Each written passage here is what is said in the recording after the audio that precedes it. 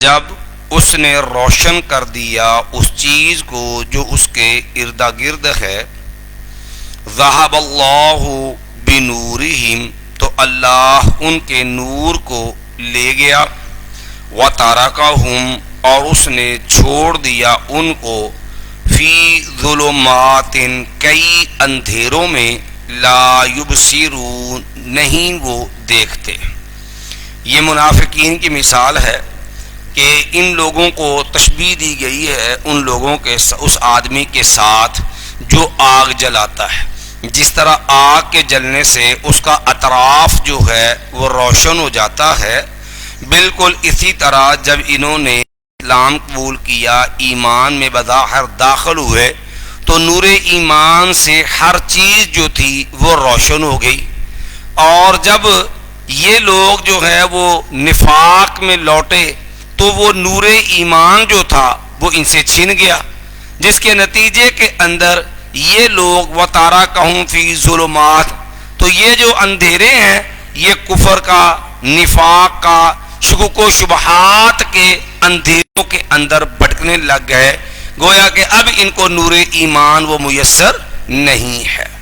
تو ان کے آج جو ہے نور ایمان کو تشبیہ دی گئی آگ جلانے والے آدمی کے ساتھ، اور ان کے کفر و نفاق کو جو ہے وہ تشبیہ دی گئی ہے ایمان سے نکلنے کے ساتھ، اور یہ اندھیرے جو ہیں یہ بھی شکوک و شبہات اور کفر و نفاق کے اندھیرے ہیں۔ صم، یہ بہرے ہیں، بکم، یہ گونگے ہیں، عمی، اندھے ہیں، فہم لا یرجعون، اور یہ لوگ نہیں لوٹنے والے، اسلام کی طرف واپس آنے والے نہیں ہیں۔ یہ اعتقادی منافق جو ہے ان کا تذکرہ ہے۔ یہ لفظ سمن جو ہے یہ جمع ہے اسم کی،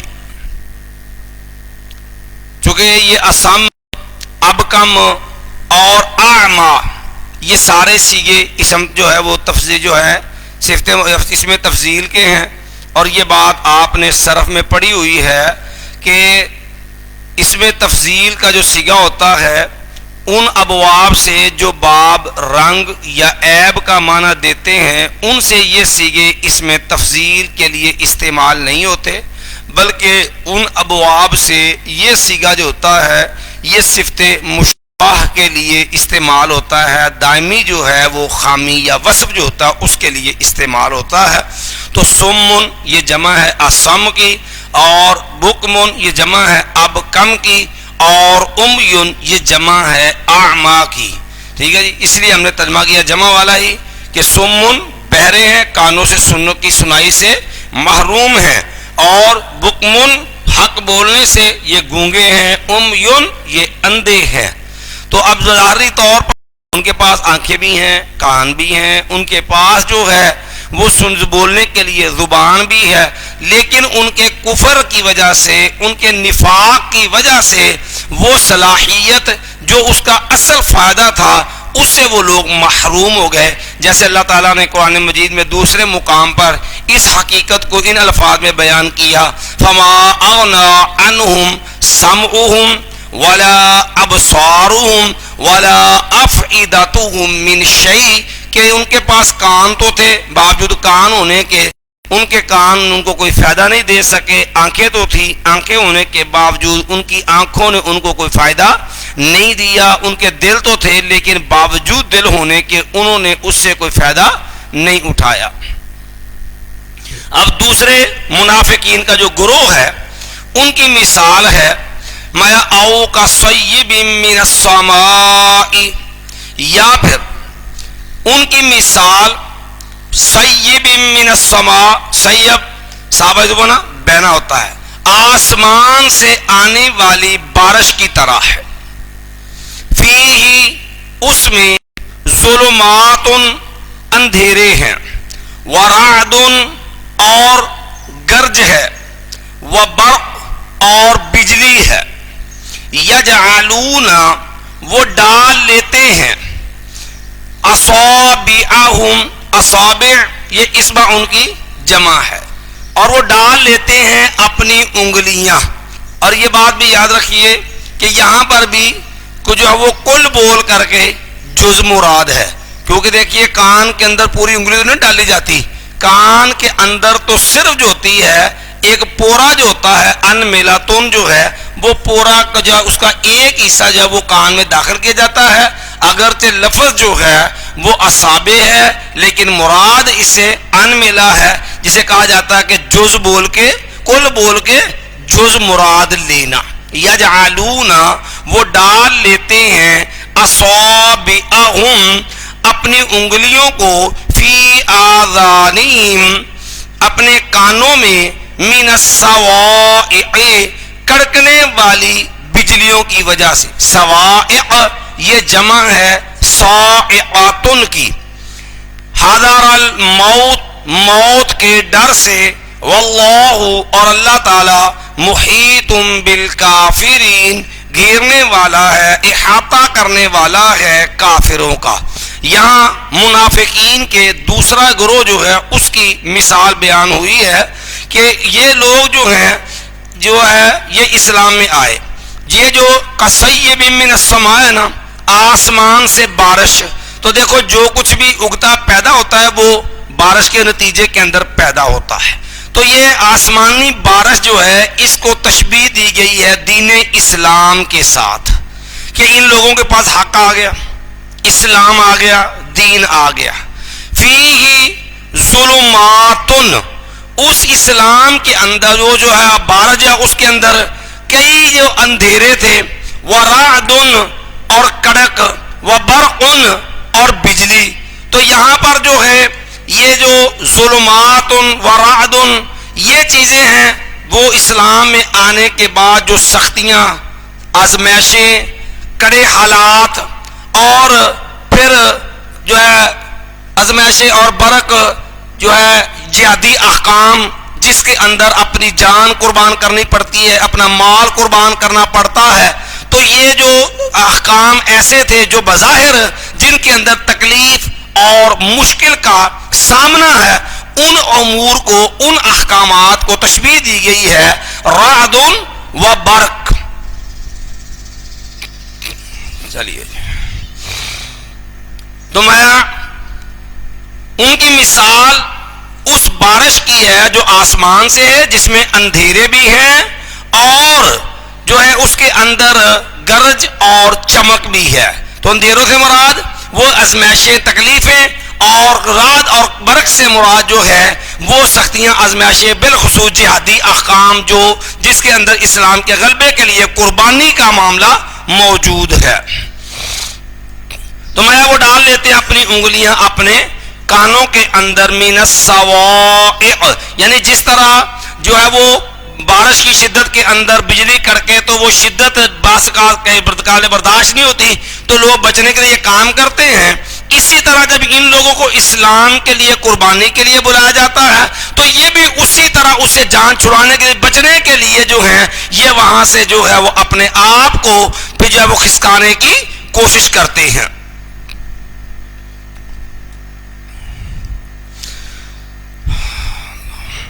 میں حذر الموت موت کے ڈر سے. واللہ محیط بالکافرین.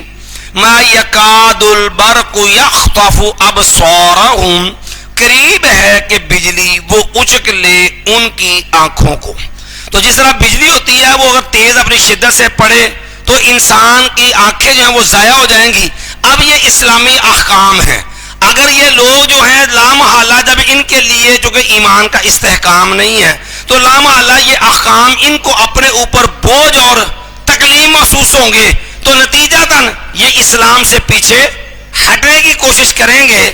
یقاد البرق یخطف ابصارہم قریب ہے کہ بجلی وہ اچک لے ان کی آنکھوں کو. کلما اضاء لہم جب بھی وہ بجلی جو ہے وہ روشنی کر دیتی ہے ان کے لیے، مشوا فیہ وہ چل پڑتے ہیں اس کے اندر. تو روشنی سے مراد کہ جب یہ لوگ اسلام میں آئے ہیں جس وقت اسلام کے نتیجے کے اندر عزت، دنیاوی مفاد، مال غنیمت اور دنیا کے فوائد ملتے ہیں تو یہ کہتے ہیں پھر اسلام کے ساتھ کھڑے ہو جاتے ہیں جناب اسلام جیسی تو نعمت ہی کوئی نہیں ہے، بلے بلے اسلام تو بڑا عظیم دین ہے، مشاؤ فی وہ چل پڑتے ہیں اس کے اندر۔ وَإِذَا أَظْلَمَ عَلَيْهِمْ اور جب وہ اندھیرا کر دیتا ہے ان پر، جب وہ سختی ازمائش، جب ان کے اوپر کوئی مشکل تکلیف آ گئی، اس کے اوپر کوئی جو ہے وہ کڑا معاملہ بن گیا، کوئی دینی احکام سخت آ گئے، تو قوموا یہ لوگ کھڑے ہو جاتے ہیں۔ یہ منافقین کے اسی گروہ کا تذکرہ ہے کہ جن جو اسلام کی بدولت ملنے والے فوائد پہ تو بڑا خوش ہوتا، لیکن جو ہی جو ہے اسلامی احکام جو ہے ان کے اندر کچھ جان مارنی پڑتی، قربانی دینی پڑتی، تو پھر یہ چیزیں ان کے لیے بڑی شاق گزرتی۔ اسی جیسے اللہ نے یہ مفہوم کہ منافقین کے اس گروہ کی نقشہ جو ہے نا دوسری جگہ پر بھی کھینچا، وَمِنَ النَّاسِ مَن يَعْبُدُ اللَّهَ عَلَى حَرْفٍ کچھ لوگ ایسے ہیں جو اللہ کی بات کرتے ہیں ایک طرف ہو کر کے، ان اصابہ خیر اطمأن بہ اگر تو کوئی مفاد ملتا ہے، کوئی فائدہ ملتا ہے، پھر تو یہ لوگ مطمئن ہو جاتے ہیں، اطمأن بہ۔ وَإِنْ أَصَابَهُ فِتْنَةٌ اور اگر کوئی آزمائش آ جائے، امتحان آ جائے، سختی آ جائے، انقلب علی وجہہ تو پھر یہ منہ کے بل پلٹ جاتے ہیں، خسرت دنیا والآخرہ۔ تو یہ چیز جو ہے یہ انداز ہے منافقین کا، جن کی یہاں مثال بیان ہوئی کہ بجلی چمکتی ہے یعنی اسلامی فوائد نظر آتے ہیں تو یہ اسلام کے ساتھ چل پڑتے ہیں۔ وَإِذَا أَظْلَمَ عَلَيْهِمْ جب جو ہے وہ سختیاں ازمائش کو امتحان کڑا وقت آتا ہے تو قوم یہ لوگ کھڑے ہو جاتے ہیں، تو مایا کہ یہ اسلام سے پھر جو ہے وہ پریشان ہونا شروع ہو جاتے ہیں۔ وَلَوْ شَاءَ اللَّهُ لَذَهَبَ بِسَمْعِهِمْ وَأَبْصَارِهِمْ اور اگر اللہ چاہتا وہ ضرور لے جاتا ان کے کانوں کو بھی اور ان کی آنکھوں کو بھی۔ ان اللہ علی کل شیء قدیر بے شک اللہ تعالی ہی ہر چیز پر بہت زیادہ قدرت رکھنے والا ہے۔ یا ایھا الناس اعبدوا ربکم الذی خلقکم والذین من قبلکم لعلکم تتقون۔ میں یا ایھا الناس اعبدوا اے لوگو اعبدوا تم عبادت کرو، ربکم اپنے رب کی، الذی خلقکم وہ رب وہ اللہ جس نے تم کو پیدا کیا، والذین من قبلکم اور ان لوگوں کو پیدا کیا جو تم سے پہلے تھے۔ یہ قرآن مجید میں اللہ رب العالمین نے توحید کا یہ انداز توحید ربوبیت اس کو مختلف انداز کے اندر بار بار دہرایا ہے، اور بلکہ اسی توحید ربوبیت کو توحید الوہیت کے لیے بطور دلیل بھی بیان کیا ہے۔ کیوں کہ یہ توحید ربوبیت کے اللہ ہی پیدا کرنے والا ہے، اللہ ہی پالنے والا ہے، وہی مالک ہے۔ یہ توحید کی وہ قسم تھی جس کے قائل مکے کے عرب کے مشرک اور کافر بھی تھے، وہ بھی مانتے تھے، جیسا کہ اللہ رب العالمین نے قرآن مجید میں کئی مقام پہ اس بات کو دیا، سورہ زخرف میں وَلَئِن سَأَلْتَهُمْ مَنْ خَلَقَهُمْ اے میرے نبی علیہ السلام اگر آپ ان سے یہ سوال کریں، ان سے پوچھیں من خلقہم ان کو کس نے پیدا کیا ہے، لَيَقُولُنَّ اللَّهُ یقیناً وہ ضرور یہ بات کہیں گے کہ پیدا کرنے والا کون ہے، اللہ۔ اس بات کا چونکہ اقرار اعتراف ان کو بھی ہے، اس لیے اس صفت کو اللہ نے بار بار جو ہے وہ توحید کے ضمن کے اندر بیان کیا ہے۔ لَعَلَّكُمْ تَتَّقُونَ تاکہ تم جو ہے وہ پرہیزگار بن جاؤ۔ تو یہ تقویٰ کیا ہوتا ہے؟ یہ رمضان کے دن بھی جا رہے ہیں اور یہ چیز چونکہ یہاں پر پہلی دفعہ آئی ہے، باب تو یہ وقایقی جو اس کا جو مادہ اس کا واقعیون ہی ہے، اور اسی سے باب افتعال ہے، لفظی معنی اس کا ہوتا ہے بچنا، لیکن اصل میں ہوتا ہے کہ ہر وہ چیز جو بھی اس کے لیے نقصان دہ ہے نا، اس سے اپنے دامن کو بچانا. جیسے اس والے سے بڑا معروف قول ہے کہ سیدنا عمر رضی اللہ عنہ نے کعب احبار سے پوچھا کہ مت تقوا، بھائی تقوا کیا ہوتا ہے؟ تو کہنے لگا امیر المومنین دیکھیں آپ کو کبھی ایسے علاقے سے گزرنے کا اتفاق ہوا ہو جہاں پر خاردار جھاڑیاں اور کانٹے ہوں، تو میں لگے وہ تو ہے، میں جس طرح وہاں سے گزرتے ہوئے جو ہے آپ اپنے دامن کو بچا کے چلتے نا، اسی طرح جو ہے دین اسلام پہ چلتے ہوئے ہمہ قسم کے جو ہے وہ منہیات اور ہمہ قسم کی جو چیزیں اسلام ایمان کے نقصان دہ ہیں ان سے اپنے دامن کو بچا کے چلنا جو ہے یہ تقویٰ ہے. کبیرہ تو کبیرہ ہے، مشکوک معاملات جو ہیں ان سے بھی بچ جانا ہے، اس چیز کا نام تقویٰ ہوتا ہے. میں الذی جعل لکم الارض فراشا، اللہ وہ ذات جس نے پیدا کیا، رب جو تمہارا بھی خالق، تم سے پہلے جو تمہارے باپ دادا جو پہلے دنیا میں آئے لوگ ان کا بھی خالق ہے. یہ وہی اللہ ہے جس نے بنایا تمہارے لیے زمین کو فراشن، بچھونا، کہ یہ زمین رہنے کے قابل نہیں تھی اور یہ زمین گول ہے. آپ کی جدید سائنس بھی یہ بات مانتی ہے، قرآن مجید میں بھی اللہ نے اس حقیقت کو وعدے کیا ہے کہ یہ ان تمید بکم الارض، کہ جب یہ زمین پیدا ہوئی تو اس کے اندر استقرار نہیں تھا، اللہ نے اس کو جو ہے وہ ٹھہرنے کے قابل کیا، اس کے اندر میخیں لگا دیں. مایا والسماء بناء، اور آسمان کو چھت بنا دیا. وَأَنزَلَ مِنَ السَّمَاءِ مَاءً، اور اس نے اتارا آسمان سے ماءً، کچھ پانی. یہ جو ہے وہ تنوین کی وجہ سے ہم نے ترجمہ کیا ہے ماءً، کچھ پانی. فَأَخْرَجَ بِهِ مِنَ الثَّمَرَاتِ رِزْقًا لَكُمْ، اور اس نے نکالا ہے اس پانی کے ذریعے مِنَ الثَّمَرَاتِ، پھلوں کو، رزق لکم، تمہارے لیے رزق، رزق لکم، تمہارے لیے رزق. یہ اللہ نے اپنی ربوبیت جو ہے اسی کے دلائل بیان کیے ہیں کہ دیکھو تمہارے لیے جو ہے اللہ نے ہمہ قسم کی دنیا میں رہنے کے لیے سہولیات تمہیں عطا کی. تو جب ہر چیز دینے والا اللہ ہے، فلا تجعلوا للہ اندادا، تو نہ تم بناؤ اللہ کے لیے اندادا، کسی بھی قسم کے شریک. خالی شریک نہیں، چونکہ یہ لفظ نکرہ بھی ہے اور جمع بھی ہے، نکرہ ہے اور ہے بھی جمع، اسی لیے یہ معنی کیا گیا اندادا، کسی بھی قسم کا شریک. یہ انداد یہ جمع ہے ندن کی.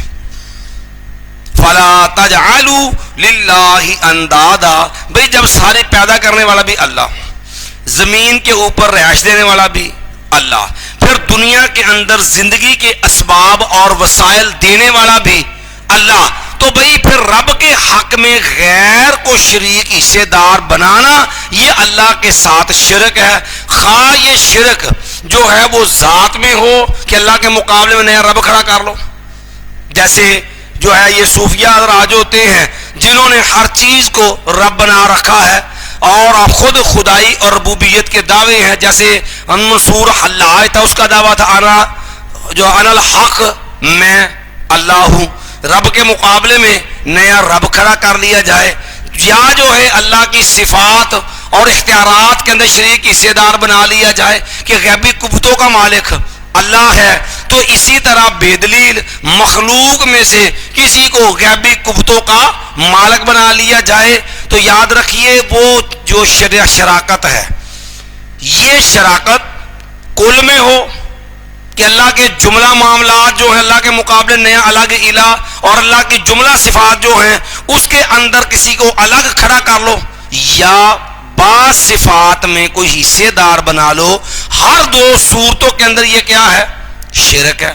مثال کے طور دیکھ لیجئے، مسند احمد وغیرہ میں حدیث ہے، نبی کریم صلی اللہ علیہ وسلم نے فرمایا، جب ایک صحابی نے کہا ما شاء اللہ و شئت، یا رسول اللہ ہوتا تو وہی ہے نا جو آپ چاہتے ہیں اور اللہ چاہتا ہے. نبی کریم صلی اللہ علیہ وسلم نے فرمایا اللہ کے بندے آجا آلتانی للہ ندن، آجا آلتانی للہ ندن، کیا تو نے مجھے اللہ کا شریک بنا دیا؟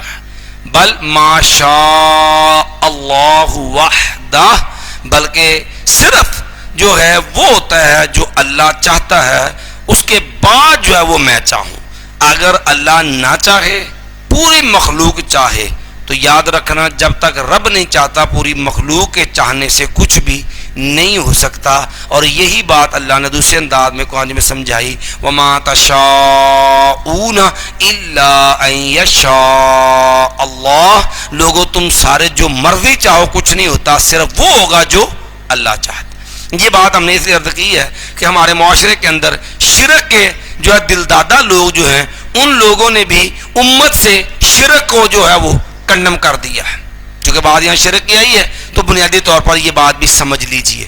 اور مسئلہ کیا بنا دیا؟ امت میں مسئلہ کھڑا کر دیا کہ امت میں شرک کا وجود ہی نہیں ہے جی۔ پہلا دعویٰ تو یہ کیا گیا کہ امت میں شرک کا وجود ہی نہیں ہے۔ یہ آپ نے سنے ہوں گے توحید سیمینار کرتے رہے ہیں کہ جناب تو عقیدہ توحید سیمینار کے اوپر، اور وہ بھی جناب باقاعدہ دربار کے اوپر۔ کیا شان ہے اللہ کی، دیکھیں کہ جن کا مذہب عقیدہ قبر سے شروع ہوتا ہے، مزار پہ جا کے پورا ہو جاتا ہے، اور وہ دعوے دار علمبردار ہے کس کے؟ توحید کے۔ خیر مولوی منظور صاحب نے تو بڑی جامع معنی سے انداز سے اس پہ تبصرہ کیا تھا۔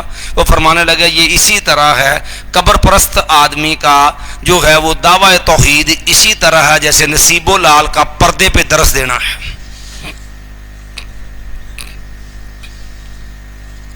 جتنی کہ وہ باحیا اور پردہ دار ہے وہ کسی سے مخفی نہیں ہے۔ ایک آدمی قبر سے اس کا مذہب شروع ہوتا ہے، دربار پہ جا کے اس کا مذہب مکمل ہوتا ہے، اور دعویٰ وہ کرے عقیدہ توحید کا، تو اس سے بڑا وہ ظلم کیا ہوگا؟ اس لیے انہوں نے کہہ دیا امت میں شرک ہی نہیں ہے جی۔ اللہ فلا تجعلوا للہ اندادا، اور بھائی اگر امت میں شرک ہی نہیں تھا تو بھئی اللہ رب العالمین کو یہ مذمت کر رہی ہے، ترغیب دینے کی ضرورت کیا تھی پیغام کا کہ لا تجعلوا للہ اندادا، اللہ کے لیے شریک نہ بناؤ۔ اللہ کو یہ کہنے کی ضرورت کیا تھی ان اللہ لا یغفر ان یشرک بہ ویغفر ما دون ذلک لمن یشاء، بھئی اللہ شرک معاف نہیں کرے گا۔ امت میں جب شرک ہی نہیں ہے تو اللہ کو کیا ضرورت تھی یہ پیغام دینے کی من یشرک باللہ فقد حرم اللہ علیہ الجنہ، جو شرک کرے گا اللہ اس پر جنت کا کر دی حرام، کیونکہ قرآن یہ دین تو قیامت تک کے لیے ہے۔ جب امت میں ایک چیز کا وجود ہی ممکن نہیں تو بھائی پھر ان احکام کا مقصد کیا ہوا؟ پھر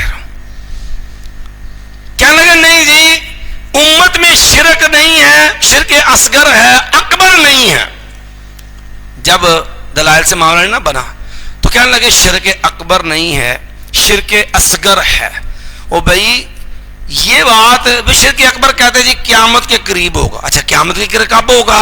اے جی جب حالات بگڑ جائیں گے، اللہ کے نبی علیہ السلام کا ذوالخلصہ بت دوبارہ قائم کر دیا جائے گا۔ میں دوس قبیلے کی عورتوں کو دیکھ رہا ہوں، وہ ذوالخلصہ بت جو ہے نا اس کے گرد طواف کر رہی ہے، قرب قیامت ہوگا۔ امت میں پھر امت میں شرک نہیں ہے۔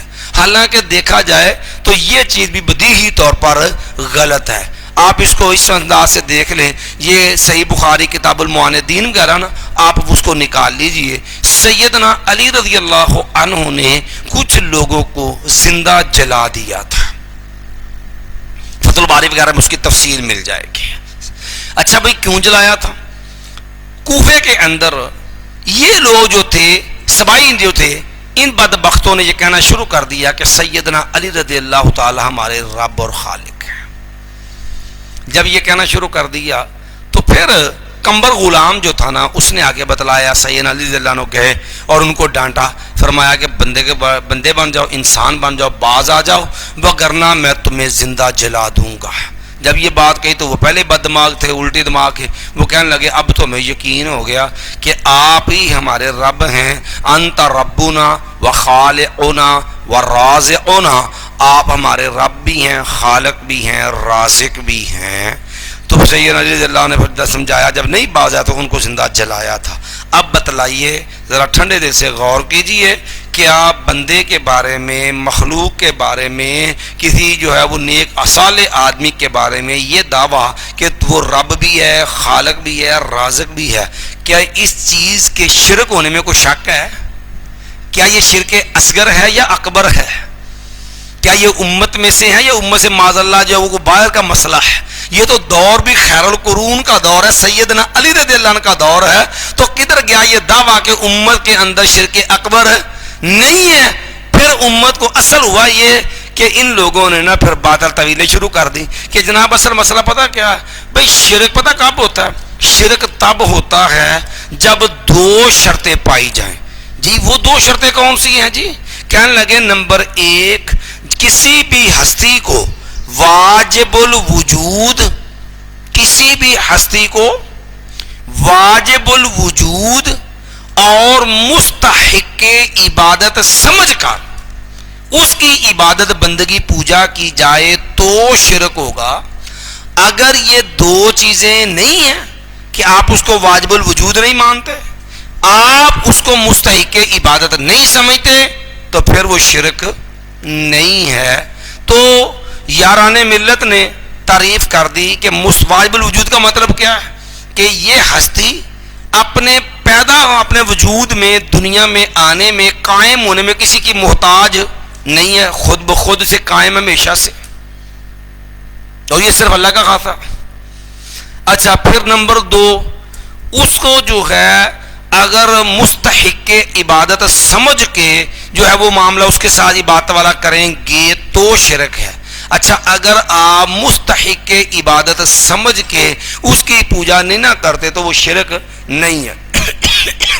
حالانکہ یہ دونوں چیزیں بدیہی طور پہ غلط ہیں، اور آپ شاہ ولی اللہ رحمۃ اللہ علیہ کی حجت اللہ البالغہ پڑھ لیں، یہ دونوں اقسام توحید کی وہ ہیں جس میں مشرکین مکہ کو بھی اختلاف نہیں تھا، کیونکہ وہ بھی اپنے معبودوں کو واجب الوجود بھی نہیں مانتے تھے، وہ اپنے معبودوں کو مستحق عبادت بھی نہیں سمجھتے تھے۔ اس کا مطلب کیا ہوا کہ یاران ملت کے نزدیک ابو جہل بھی مشرک نہیں تھا، ابو لہب بھی مشرک نہیں تھا۔ کیوں؟ وہ واجب الوجود نہیں مانتے تھے۔ آپ قرآن مجید میں پڑھ لیجئے، ان سے پوچھئے، آپ قرآن مجید پڑھیں گے تو قرآن مجید کے اندر واضح ہے کہ جن کی بھی تم عبادت کرتے ہو یہ جو ہے لا یخلقون شیئا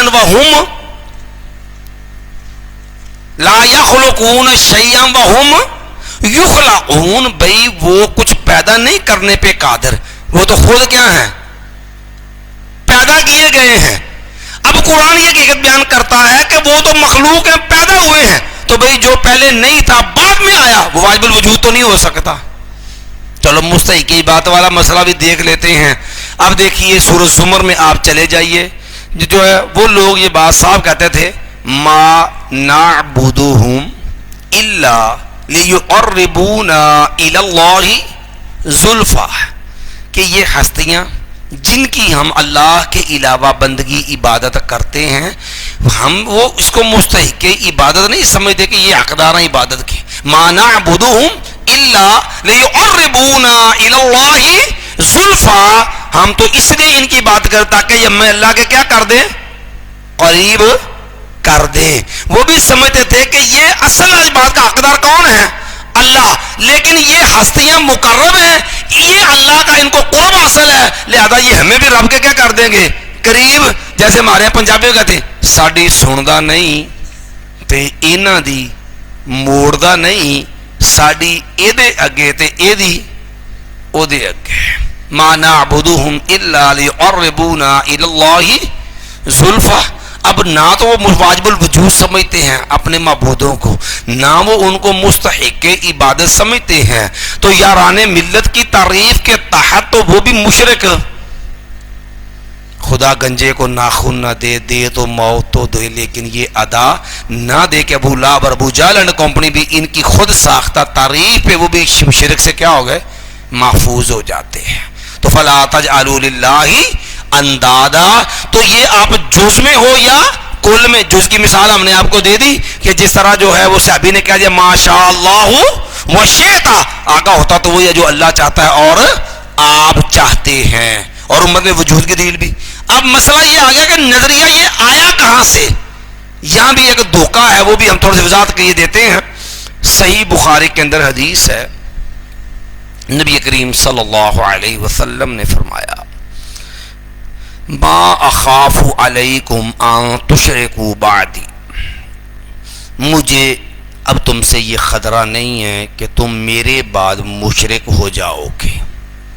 वलाकिन्नी अखाफु अलैकुम अन तुबसता अलैकुम दुनिया कमा बुसितत अला मन काना क़ब्लकुम फतनाफसूहा फतुहलिककुम कमा अहलकतहुम। लेकिन मुझे ख़तरा इस बात का है, अल्लाह तुम पे दुनिया की फरावानी कर देगा, तुम्हारे पास दुनिया की कुशादगी होगी, बहुत ज़्यादा तुम्हें दुनिया का माल खुला मिलेगा, और उसका नुकसान ये होगा कि तुम्हारी महब्बत रग़बत माल में बढ़ जाएगी। ये माल फिर तुम्हें हलाक तबाह करेगा, बर्बाद करेगा, जिस तरह इस माल ने पहले उम्मतियों को, लोगों को बर्बाद किया। क्या देखो अल्लाह के नबी ने क्या दिया, मा खाफु अलैकुम अन तुशरिकू बादी, मुझे तो ये डर ही नहीं है कि तुम मेरे बाद क्या हो जाओगे, मुशरिक हो जाओगे। तो लिहाजा उम्मत में शिरक नहीं है। हालांकि ये भी बिल्कुल इसी यही है जो मुहावरा बोलते हैं ना कि कालिमा तो हक़्क़िन उरीद बिहाल बातिल। भाई इतनी बात तो बरहक है कि मुझे तुमसे डर नहीं है। नंबर एक अगर देखा जाए तो अव्वलीन इस बात के मुखातब कौन है, सहाबाए कराम। भाई उनकी तरबियत अल्लाह के नबी अलैहिस्सलाम ने की है, नबी अलैहिस्सलाम के वो फैज़ तरबियत याफ्ता हैं, तो नबी अलैहिस्सलाम को उनकी अपनी तरबियत की वजह से उनके बारे में यकीन था कि मेरे सहाबा कभी शिरक नहीं करेंगे। एक मफहूम तो इसका ये बड़ा वाज़ेह है। दूसरे नंबर पर अहले इल्म ने उसका मफहूम बयान किया है, हत्ता कि चलो हम अहल हदीस की बात भी नहीं करते, देवबंदी की भी नहीं करते, जो शिरक के जो है वो दिलदादा हज़रात हैं, जो शिरक को उम्मत के अंदर बतौर तौहीद पेश करने वाले हैं, उनके एक मुफस्सर और बाकायदा मोतबर मुफस्सर मौलाना गुलाम रसूल सईदी बरेलवी, उन्होंने सही बुखारी का तर्जमा किया। उन्होंने भी ये बात लिखी हुई है कि इसका माना ये नहीं है कि उम्मत में शिरक नहीं है, बल्कि इसका मतलब ये है कि पूरी की पूरी मेरी उम्मत मुशरक हो जाए, ये मान ये जो है मुमकिन नहीं है। हाँ, बाज लोग शिरक करेंगे, जैसे कुरान मजीद में अल्लाह ने फरमाया ना कि सूरत यूसुफ के अंदर है कि वहाँ पर आया था बिल्लाहि मिनश शैतानिर रजीम वमा युमिनु अक्सरुहुम बिल्लाहि इल्ला वहुम मुशरिकून, के कुल उम्मत मुशरिक सारी की सारी हो जाए ये मुमकिन नहीं है। हाँ, बाद लोग करेंगे, जैसे अल्लाह ने यहाँ इसमें भी बयान किया है। तो इसलिए इस हदीस का भी ये माना और मफहूम नहीं है। फिर इसको एक तीसरे अंदाज में आप देख लीजिए, ये भी चीज़ आपको फायदा देगी। देखो, दो बातें अल्लाह के नबी ने कही हैं। पहली बात कही कि मुझे ये डर नहीं है कि तुम मेरे बाद मुशरिक हो जाओगे, मुझे ख़तरा क्या है कि मेरे बाद तुम पे दुनिया की फरावानी होगी, तुम दुनिया में रग़बत करोगे, दुनिया तुम्हें हलाक करेगी। अब तवज्जो से समझ लीजिए, कहते हैं जी उम्मत में शिरक नहीं है। जिस तरह ये कहा कि मुझे डर नहीं कि मुशरिक हो जाओ, दूसरा डर था कि नहीं कि दुनिया की फरावानी से हलाक हो जाओगे। क्या सारी उम्मत दुनिया की फरावानी में पढ़ करके क्या वो दीन से बेगाना हो गई? एक ही हदीस में दोनों बातें हैं ना, एक ही हदीस में दोनों बातें हैं। क्या सारी उम्मत मालो दौलत की फरावानी के अंदर रंगीनी में पढ़ के सारी की सारी उम्मत वो जो है वो दुनिया परस्ती हो, दुनिया परस्त बन गई? नेक लोग तो नहीं रह गए ना दुनिया में, नमाजी तो नहीं ना रह गए, अल्लाह से डरने वाले तो नहीं ना रह गए, रब की बंदगी के अंदर अपने आप को खपाने वाले तो नहीं रह गए दुनिया में, क्या है अभी भी? तो जब ये दोनों बातें, जब ये पूरी की पूरी उम्मत इसमें हलाक नहीं हुई है, तो पूरी की पूरी उम्मत से शिरक की नफी जो है वो कहाँ की अक्लमंदी और कौन सा जो वो इंसाफ है। चलिए जी, फला तजअलू लिल्लाही अंदाजा, यहाँ चूंकि पहले दफा ये बात आई थी शिरक की, इसलिए हमने मुनासिब समझा कि अहले शिरक जो हैं उनके जो मुगालतात हैं उनमें से भी बुनियादी कुछ बातें आपके सामने वाज़ेह कर दी जाएं, ताकि मैं बार बार फिर इन चीज़ों की जो है वो परेशानी नहीं बनेगी। फला तजअलू लिल्लाही अंदादन व अंतुम तअलमून, तो ना तुम बनाओ अल्लाह के साथ किसी भी किस्म के शरीक, हालांकि तुम जानते हो, तुम इसमें इस बात का इल्म भी है। व इन कुंतुम फी रैबिम मिम्मा नज़्ज़लना अला अब्दिना, और अगर हो तुम किसी शक के अंदर उस चीज के बारे में जो हमने उतारी है अपने बंदे पर, यानी कुरान मजीद के बारे में, फातू बिसूरतिन मिन मिस्लिही, तुम ले आओ कोई सूरत, मिन मिस्लिही, इस जैसी, कुरान मजीद जैसी कोई सूरत। यहां पर ये चैलेंज जो है कुरान मजीद का, ये तकरीबन कह लीजिए कि तीसरा चैलेंज है। قرآن مجید کی صداقت پہ اللہ نے قرآن مجید میں کل جو ہیں وہ 4 چیلنج دیے ہیں. ایک یہ ہے کہ اگر جو ہے وہ جن و انس جمع ہو جائیں اس بالا ان یاتوا بمثل هذا القرآن لا یاتون بمثلہ، سارے مل کر کے اس قرآن جیسا قرآن نہیں لا سکتے. پھر دوسرا چیلنج دیا اللہ تعالیٰ نے، یہ سورہ بنی اسرائیل تھی، اور پھر سورہ ہود کے اندر اللہ نے چیلنج دیا فاتوا بعشر سور مثلہ مفتریات، اچھا اس جیسی کو 10 آیتیں تم بنا کے لے آؤ. پھر تیسرا چیلنج دیا سو جو سورت یونس کے اندر ہے فاتوا بسورۃ مثلہ، یہ سورہ یونس میں ہے. جو چیلنج یہاں پر ہے نا کہ وَإِن كُنتُمْ فِي رَيْبٍ مِّمَّا نَزَّلْنَا عَلَىٰ عَبْدِنَا فَأْتُوا بِسُورَةٍ مِّن مِّثْلِهِ، یہی چیلنج اس سے قبل مکی سورت سورہ یونس کے اندر ہے فَأْتُوا بِسُورَةٍ مِّثْلِهِ. ملوا کہ یہاں پر یہ چیلنج دوبارہ دہرایا گیا ہے. مکے کے اندر بھی یہ چیلنج دیا گیا ہے لیکن یہاں پر اس چیلنج کو دوبارہ دہرا دیا گیا ہے. اسی لیے چوتھا چیلنج بعض اہل نے یہ بھی لکھا ہے کہ فَلْيَأْتُوا بِحَدِيثٍ مِّثْلِهِ، کہ اس جیسی کو ایک آیت ہی جو ہے وہی تم لے آؤ. تو یہ جو ہے قرآن مجید کی صداقت اور قرآن مجید جو ہے اس کی حقانیت کا بیان ہے. فَأْتُوا بِسُورَةٍ، تم لے آؤ کوئی ایک سورت مِن مِثْلِهِ اس جیسی، وَادْعُوا شُهَدَاءَكُم مِّن دُونِ اللَّهِ، اور تم بلاؤ اپنے گواہوں کو من دون اللہ، اللہ کے علاوہ. یہاں پر ایک بات آپ نے سمجھنی ہے، تفصیل ہم انشاءاللہ آگے جا کے عرض کر دیں گے کہ یہاں پر لفظ ہے من دون اللہ. ہمارے ہاں معاشرے کے اندر اہل بدعت اہل شرک ان کے اندر ایک بیماری یہ بھی ہے، چونکہ شرک کے اوپر ہی پرورش ہے، شرک کے اوپر ہی سارا روٹی روزی کا دار و مدار ہے. اس لیے اب ان لوگوں کو طویلات کی فکر ہوتی ہے. جب بھی آپ توحید بیان کریں گے، آپ شرک کی مذمت کریں گے، آپ آیت پڑھیں گے من دون اللہ سے متعلقہ، وہ کہہ دیں گے دیکھیں جی یہ تو بتوں والی آیتیں ہیں اور آپ ولیوں پہ فٹ کر رہے ہیں. آیتیں بتوں والی ہیں، فٹ گر پہ کر رہے ہیں ولیوں کے اوپر. حالانکہ پہلی بات یہ ہے کہ یہ دون جو ہے نا یہ فوق کی ضد ہے. یہ دون جو ہوتا ہے نا، جس طرح فوق کی ضد تحت ہوتی نا، اسی طرح یہ دون بھی فوق کی ضد ہے. فوق ہوتا ہے کہ اس سے کسی سے اوپر جو چیز ہو، اور دون ہوتی ہے جو اس سے نیچے.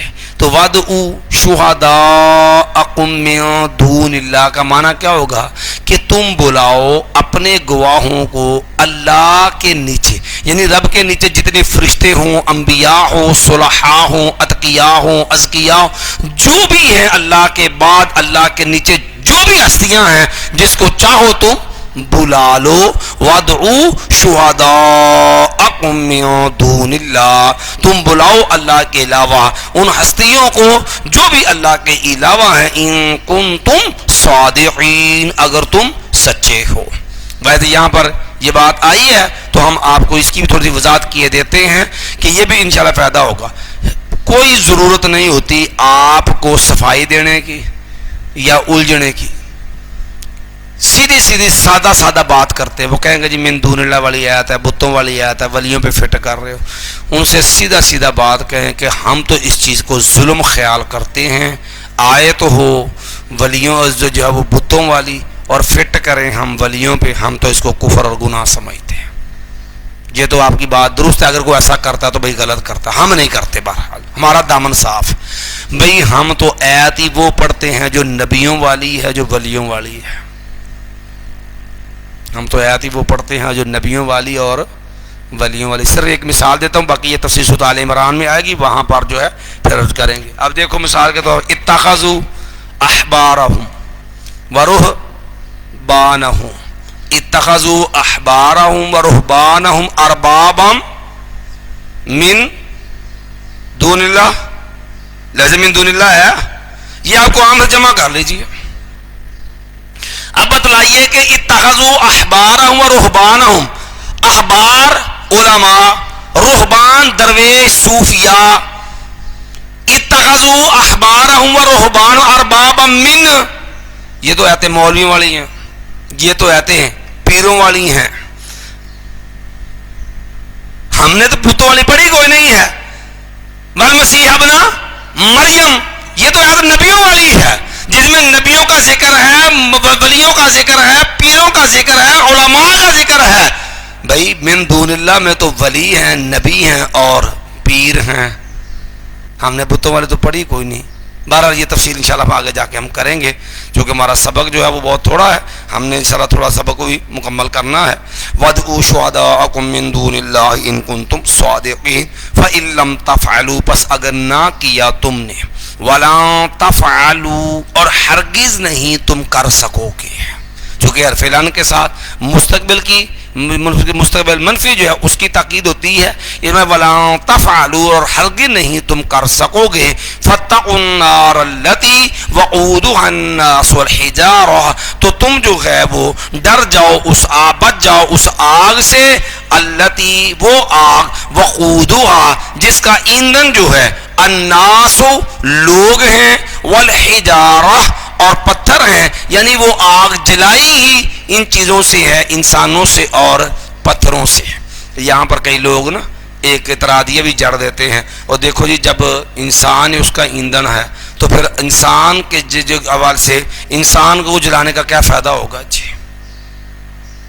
حالانکہ بس جو ہے یہ بھی ایک بالکل بوگس اور فضول اعتراض ہوتا ہے بھی جب یہ بندوں سے ہی جو ہے وہ یہ آگ بنی ہے اور بندے اس سے جلانے ہیں تو بندوں کو نقصان کیا ہوگا. حالانکہ آپ اس کو سادی سی مثال سے دیکھ لیں، انسان کو اللہ نے پیدا کس سے کیا؟ مٹی سے. کہ اینٹ کس چیز کی ہوتی ہے؟ مٹی کی. تو ایسے آدمی کے سر میں ذرا دے ماریں پھر ایک پوچھ لے کہ مٹی کو مٹی سے مارنے سے کچھ ہوتا ہے؟ فَاتَّقُوا النَّارَ الَّتِي وَقُودُهَا النَّاسُ وَالْحِجَارَةُ. چلیے جی، تو تم بچو جو ہے اس آگ سے جو جس کا ایندھن لوگ اور پتھر ہیں. اُعِدَّتْ لِلْكَافِرِينَ، وہ تیار کی گئی ہے کافروں کے لیے. اب یہاں پر یہ بات بھی واضح ہو گئی قرآن مجید سے کہ جہنم اللہ نے پیدا کر دی ہوئی ہے، کیونکہ یہاں لفظ ہے ماضی کے ساتھ اللہ نے کہا اُعِدَّتْ لِلْكَافِرِينَ، وہ تیار کی گئی ہے کن کے لیے؟ کافر. یہ نہیں کہ تیار ہوگی، یہ نہیں کہا اللہ نے. اُعِدَّتْ وہ تیار کر دی گئی ہے کن کے لیے؟ للکافرین، کافروں کے لیے. تو اللہ نے جہنم جو ہے وہ پیدا کر رکھی ہے، جنت بھی پیدا کر دی ہے اور جہنم بھی پیدا کر دی ہوئی ہے. ہاں فرق اتنا ہے، جنت ساتوں آسمانوں سے اوپر جو ہے وہ اللہ کے عرش کے نیچے ہیں جنتیں، اور سب سے اعلیٰ جنت الفردوس جس کے اوپر اللہ کا عرش ہے، اور جہنم یہ زمین کے نیچے ہے. چلیے وَبَشِّرِ الَّذِينَ آمَنُوا وَعَمِلُوا الصَّالِحَاتِ، اور آپ خوشخبری دے دیجئے ان لوگوں کو آمنو جو ایمان لائے، وَعَمِلُوا الصَّالِحَاتِ اور انہوں نے عمل کیے نیک. اب تو جی ہم نے پیچھے جب ایمان کی بات آئی تو بتلایا تھا کہ ایمان تین چیزوں سے مرکب ہوتا ہے، اقرار باللسان وتصدیق بالقلب وعمل بالجوارح. زبان سے اقرار، دل میں یقین، اس کے مطابق کیا ہو؟ عمل ہو. اب یہاں پر اللہ تعالیٰ نے عمل کا جو ہے وہ عطف ڈالا ہے کس پر؟ ایمان پر. یہاں پر ہمارے ہاں بعض لوگ جو ہیں جو اس بات کے قائلین نہیں ہیں کہ عمل ایمان کا حصہ ہے، وہ لوگ جو ہے جو جہاں جو ہے کہہ دیجئے یہ مرجئہ جو ہیں جیسے کہ ہمارے یہاں حنفیہ ہیں، یہ جو ہے لوگ اس بات کے قائل ہیں کہ عمل جو ہے وہ ایمان میں داخل نہیں ہے. اور پھر اس کے اندر اس قدر تشدد کی کئی اقسام بھی ہیں جنہوں نے یہاں تک بھی لکھا بعد نے ایمان و بی بکرن و ایمان و ابلیس شیء واحد، کہ ایمان صرف اقرار کا نام ہے، یہ ایمان صرف معرفت کا نام ہے، عمل ایمان میں شامل نہیں ہے. ہر دو مرجئہ کی اقسام جو ہیں ان کے نزدیک یہی ہے کہ عمل ایمان کا حصہ نہیں ہے. لہذا جو ہے وہ جب عمل ایمان کا حصہ نہیں ہے تو بھئی اقرار اگر ایمان ہے تو جس نے بھی اقرار کیا ہے وہ مومن ہے اور ایک درجے کا مومن ہے، ان کے ایمان میں کوئی درجہ بندی نہیں ہے، جس کو انہوں نے اس لفظوں سے واضح کیا ایمان ابی بکر و ایمان ابلیس شیء واحد قال ابو بکر یا رب وقال ابلیس یا رب، کہ ابلیس اور ابو بکر کا ایمان ایک جیسا الیاذ باللہ. اور کہتے ہیں جناب ابو بکر رضی اللہ نے بھی کہا میں جو ہے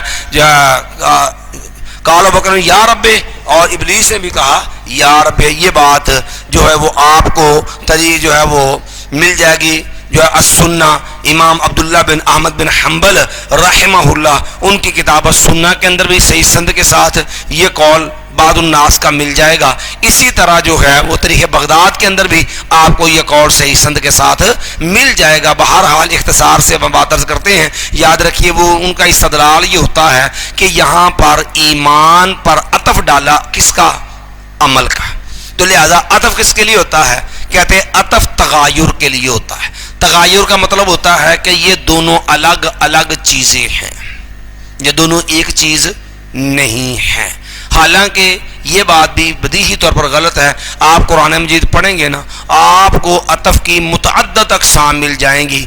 مثال کے طور پر عطف العام علی الخاص، عطف الخاص علی العام، عطف الجز علی الکل، کل علی الجز. دیکھو تنزل الملائکۃ والروح، اترتے ہیں فرشتے اور جبریل. تو کیا جبریل امین فرشتوں میں شامل ہیں کہ خارج ہیں ان سے؟ وَلَقَدْ آتَيْنَاكَ سَبْعًا مِّنَ الْمَثَانِي وَالْقُرْآنَ الْعَظِيمَ. اب یہاں پر جو ہے ملائکہ کا ذکر پہلے تھا، جبریل کا ذکر حرف عطف کے ساتھ بعد میں ہے. اور تب جو ہے وَلَقَدْ آتَيْنَاكَ سَبْعًا مِّنَ الْمَثَانِي وَالْقُرْآنَ الْعَظِيمَ، سورہ فاتحہ کا ذکر پہلے ہے. اور وہ جو ہے حرف عطف کے ساتھ قرآن مجید کا عطف اس پر حرف عطف کے ساتھ جو ہے وہ ڈالا گیا ہے. اس کو جو ہے عطف العام عطف الخاص علی العام، تنزل الملائکۃ والروح. اسی طرح عطف العام علی الخاص، سبع مثانی پہلے ہے اور قرآن بعد کے اندر ہے. تو اسی طرح جو ہے یہاں پر جو ہے یہ تغایر کے لیے نہیں ہے. اس کو ایک اور مثال سمجھ لیجئے، والعصر ان الانسان لفی خسر، سارے انسان گھاٹے میں ہیں. اب گھاٹے سے بچے کون ہیں؟ الا الذین آمنوا وعملوا الصالحات وتواصوا بالحق وتواصوا بالصبر. تو خسارے سے بچنے والے انسان کون ہیں؟ جن میں یہ چاروں چیزیں پائی جاتی ہیں. اب اگر عطف تغایر کے لیے بناؤ گے تو یہ چیز جو ہے یہ بھی اس چیز کی نفی کر دے گی. اللہ عدل کا اس کی اور بھی بہت ساری مثالیں ہیں. تو بہرحال عمل جو ہوتا ہے یہ ایمان کا جز اور حصہ ہے، یہ ایمان سے خارج نہیں ہے. اگرچہ اس کام کے لیے لوگوں نے قرآن مجید میں تحریف تک بھی کر دی ہے. شبلی نعمانی کی پڑھ لیجیے سیرت نعمان سیرت وغیرہ، وہاں بھی آپ کو یہ چیزیں مل جائیں گی کہ ان من یعمل جو ہے من یؤمن باللہ ویعمل صالحا. اصولی بھی دیکھا جائے نا تو واو پتہ کس لیے ہوتی ہے؟ واو مطلق جمع کے لیے ہوتی ہے، جس کا تقاضا ہوتا ہے کہ واو سے پہلے اور واو کے بعد جو دو چیزیں بیان ہوئی ہیں نا یہ دونوں جو ہیں وہ اکٹھی ہیں. یہ واو ان کو جوڑ دی، جمع کرتی، ترتیب وہاں نہیں ہوتی. ٹھیک ہے، تو وہاں پر شبلی نعمانی نے یہ بھی کام کیا من یؤمن باللہ ویعمل صالحا میں واو کی جگہ فا کر دیا اور فا کر کے کہا من یؤمن باللہ فیعمل صالحا. ٹھیک ہے جی، تو معنی کر دیا کہ جو اللہ پر ایمان لائے اور اس کے بعد عمل کرے، کیونکہ فا جو ہوتی ہے یہ تاکیبیہ ہوتی ہے کہ اس عمل ایمان کے بعد اس پر جو ہے وہ عمل کرے. گویا کہ اس کو خارج کرنے کے لیے یہاں تک بھی جسارتیں لوگوں کو کرنی پڑی ہیں، لیکن بہرحال یہ ایک مذموم انداز ہے، اس لیے عمل ایمان سے خارج نہیں ہے. وبشر الذین آمنوا وعملوا الصالحات ان لهم جنات تجری من تحتها الانہار، بے شک ان کے لیے جنتیں ہیں، باغات ہیں، چلتی ہیں اس کے نیچے سے نہریں. ٹھیک ہے، کلما رزقوا منہا من ثمرۃ رزقا، جب بھی دیا جاتا ہے ان کو منہا اس سے ان باغات سے، من ثمرات دیا جائے گا ان باغات سے، من ثمرات ان کوئی بھی پھل، رزقاً بطور رزق. قالوا وہ کہیں گے ھذا الذی رزقنا من قبل، یہ تو وہی ہے جو ہمیں دیا گیا تھا اس سے پہلے. یعنی وہ شکل و صورت میں چونکہ وہ دنیا کے پھل کی مانند ہوگا، لیکن حسن و رعنائی میں، ذائقے میں اور جو عمدگی میں لا محالہ جنت جو ہے اس کا تو کوئی ثانی ہی نہیں ہے. وَأُتُوا بِهِ مُتَشَابِهًا، حالانکہ ان کو دیا جائے گا اس سے ملتا جلتا. وَلَهُمْ فِيهَا أَزْوَاجٌ مُطَهَّرَةٌ، اور ان کے لیے اس میں بیویاں ہوں گی نہایت پاک بیویاں، بہت زیادہ پاک بیویاں کہ جن کے اندر کسی بھی قسم کی خامی اور معاملہ نہیں ہوگا، نہ کوئی حیض کا معاملہ، نہ کوئی نفاس کا معاملہ، نہ کوئی بول و براز کا معاملہ، اسی کا جی نہ ہی جو ہے وہ تھوک اور ریڑھ کا کوئی معاملہ، نہ ہی جو ہے وہ ظاہری اغلاظتیں، نہ ہی قلبی کو بیماریاں ہوگی بغض کی، نہ حسد جو ہے اس قسم کی جو روحانی بیماریاں ہیں ان سے بھی وہ ساری پاک ہوں گی. وَلَهُمْ فِيهَا أَزْوَاجٌ مُطَهَّرَةٌ، اور ان کے لیے بیویاں ہوں گی اس میں نہایت پاک. وَهُمْ فِيهَا خَالِدُونَ، اور وہ اس میں ہمیشہ جو ہے وہ رہیں گے. یہ جنت مستقل ابدی ہے، اس کو کبھی بھی فنا اور اختتام نہیں ہے. اور یہ عملاً اللہ نے ایمان والوں کے لیے جو اعلیٰ قسم کی نعمتیں تیار کر رکھی ہیں ان کا بیان ہے. سر سید اینڈ کمپنی جو تھے یہ نیچری تھے، عقل پرست تھے. ان نلائکوں نے باقاعدہ جنت اور جہنم کا بھی انکار کیا ہے کہ یہ تو بس لوگوں کو ایک صرف جو وہ رغبت دلانے کے لیے ایک چیز ہے، اس کی حقیقت کوئی نہیں ہے. جہنم ہے یہ مار ڈرانے کے لیے، اس کی حقیقت کوئی نہیں ہے. ہر وہ چیز جو ان کی عقل کے منافی تھی نا اس چیز کا انہوں نے انکار کیا ہے. اور سر سید احمد خان اگرچہ دنیاوی اعتبار سے اس کا ایک نام چرچا ہے کہ جناب اس نے بڑی خدمات دی، لوگوں میں دینی دنیاوی تعلیم کا شعور بیدار کیا، بدترین قسم کا جو ہے بدبخت گمراہ انسان تھا. اور قرآن کی تفسیر لکھنے بیٹھا، 15 پاروں پہ مشتمل، یہ 15 پاروں تک لکھ سکا تھا کہ اللہ نے جو ہے اس کا کھاتا صاف کر دیا. اور اس بدبخت نے اس تفسیر کے اندر جو ہے وہ ملائکہ کا بھی انکار، جنات کا بھی انکار، جنت کا بھی، جہنم کا بھی، اور باطل طویلیں مقصد شروع کیا تھا کہ قرآن اور بائبل وغیرہ جو ہے سابقہ آسمانی کتابیں ان میں موافقت پیدا کرے. نتیجہ تن ان کو اصل بنا کر کے قرآن کی تعریفات پہ اترے اور عقل کی بنیاد پر اپنی خود اپنی جو ہے وہ ناقص عقل کی کسوٹی کو معیار بنا کر کے وہ تمام معاملات جو بظاہر اس کی عقل کے منافی تھے ان کا انکار کر دیا. یہ 15 پاروں کی اس کی تفسیر ہے اور یہ مل جاتی ہے مارکیٹ سے. چلیے جی. ان اللہ لا یستحی ان یضرب مثلا ما بعوضۃ فما فوقها، بے شک اللہ تعالیٰ نہیں شرماتا بیان کرنے سے مثلا کوئی بھی مثال، ما بعوضۃ جو مچھر کی ہے، فما فوقها پر جو اس سے اوپر ہے، وہ مکھی ہو یا مکڑی ہو، اللہ کسی بھی چیز کی مثال بیان کرنے سے شرماتا اور جھجکتا نہیں، کیونکہ اصل چیز لوگوں کی اصلاح ہے، اصل چیز لوگوں کو حقیقت حال سمجھانا ہے. تو بھئی جس چیز کے لیے جون سی چیز مناسب ہے ان کی حالت کے مطابق ہے تو اس کی عکاسی یا اس کی وضاحت اسی کے ساتھ کرنی ہے. یہ چیز کوئی نقص اور عیب نہیں ہے. اب دیکھو نا قرآن مجید میں کتنی صورتیں ہیں جن کے نام انہی چیزوں کے اوپر ہیں. مثال کے سورۃ النمل، نمل کسے کہتے ہیں؟ چیونٹی کو. ٹھیک ہے، جہاں اللہ رب العالمین نے وہ چونٹیاں جو ہیں ان کی خیر خواہی کو بیان کیا. قالت نملۃ ایھا النمل ادخلوا مساکنکم لا یحطمنکم سلیمان وجنودہ وهم لا یشعرون. اسی طرح جو ہے اللہ نے شرک کی مثال میں سورۃ العنکبوت ہے، اور عنکبوت کا معنی کیا ہوتا ہے؟ مکڑی جو جالا بنتی ہے. ان اوہن البیوت لبیت العنکبوت. پھر اسی طرح سورہ نحل ہے، شہد کی مکھی ہے. تو بھائی وہاں پر اللہ نے اپنی قدرت کی ایک عظیم شاہکار چیز جو ہے وہ اللہ رب العالمین نے بیان کی ہے. اسی طرح جو یہودیوں کی حماقت اور بے وقوفی اللہ نے اس کو گدھے کے ساتھ تشبیہ دی ہے کہ جب ماسا لہو کا جو ان کی مثال دی مایا ان کی مثال کا ماسا للحمار یحمل اسفار، گدھے کی مانند ہے جو جس کے اوپر کتابیں لادی ہوئی ہیں. تو جس طرح گدھا جو ہے وہ کتابیں جو کہ بوجھ کے ساتھ جو ہے وہ پروفیسر نہیں بن جاتا, وہ انجینئر نہیں بن جاتا. خواہ آپ اسے پورا اردو بازار لا دیں تو اس نے جناب مجسٹریٹ نہیں بن جانا, جج نہیں بن جانا, وہ گدھے کا گدھا ہی ہے. تو یہودی لوگ جس طرح اگر جن کو تورات ملی, ان کو سامانی کتابیں ملی, جب یہ لوگ اس کو پڑھتے نہیں, اس کے اوپر عمل پیرا نہیں ہے, تو اللہ نے ان کے اس ظلم کو جو ہے, ان کی حماقت کو گدھے سے تشبیہ دی ہے. اسی طرح بد عمل جو دین سے کھسک جائے, ٹھیک ہے, ان لوگوں کو اللہ نے کتے کے ساتھ ان کی مثال دی ہے کہ اس ماسلہ کا ماسل کلب, ان کی مثال کس کی مثال ہے؟ کتے کی مثال ہے. ان تحمل علیہ یلحف او تترکہ یلحف, آپ اس کے اوپر بوجھ لا دیں وہ تب بھی زبان نکالے ہانپڑا ہوتا ہے. اچھا آپ بوجھ نہ نکال دیں وہ تب بھی زبان نکالے ہانپڑا ہوتا ہے. تو بھائی مثال جو ہوتی ہے وہ مسیل جس کی مثال بیان کرنی, اس کی حالت اور جو ہے اس کی جو ہے وہ کمزوری خامی یا اس کی عمدگی اس کے مطابق بیان کرنا ہوتی ہے.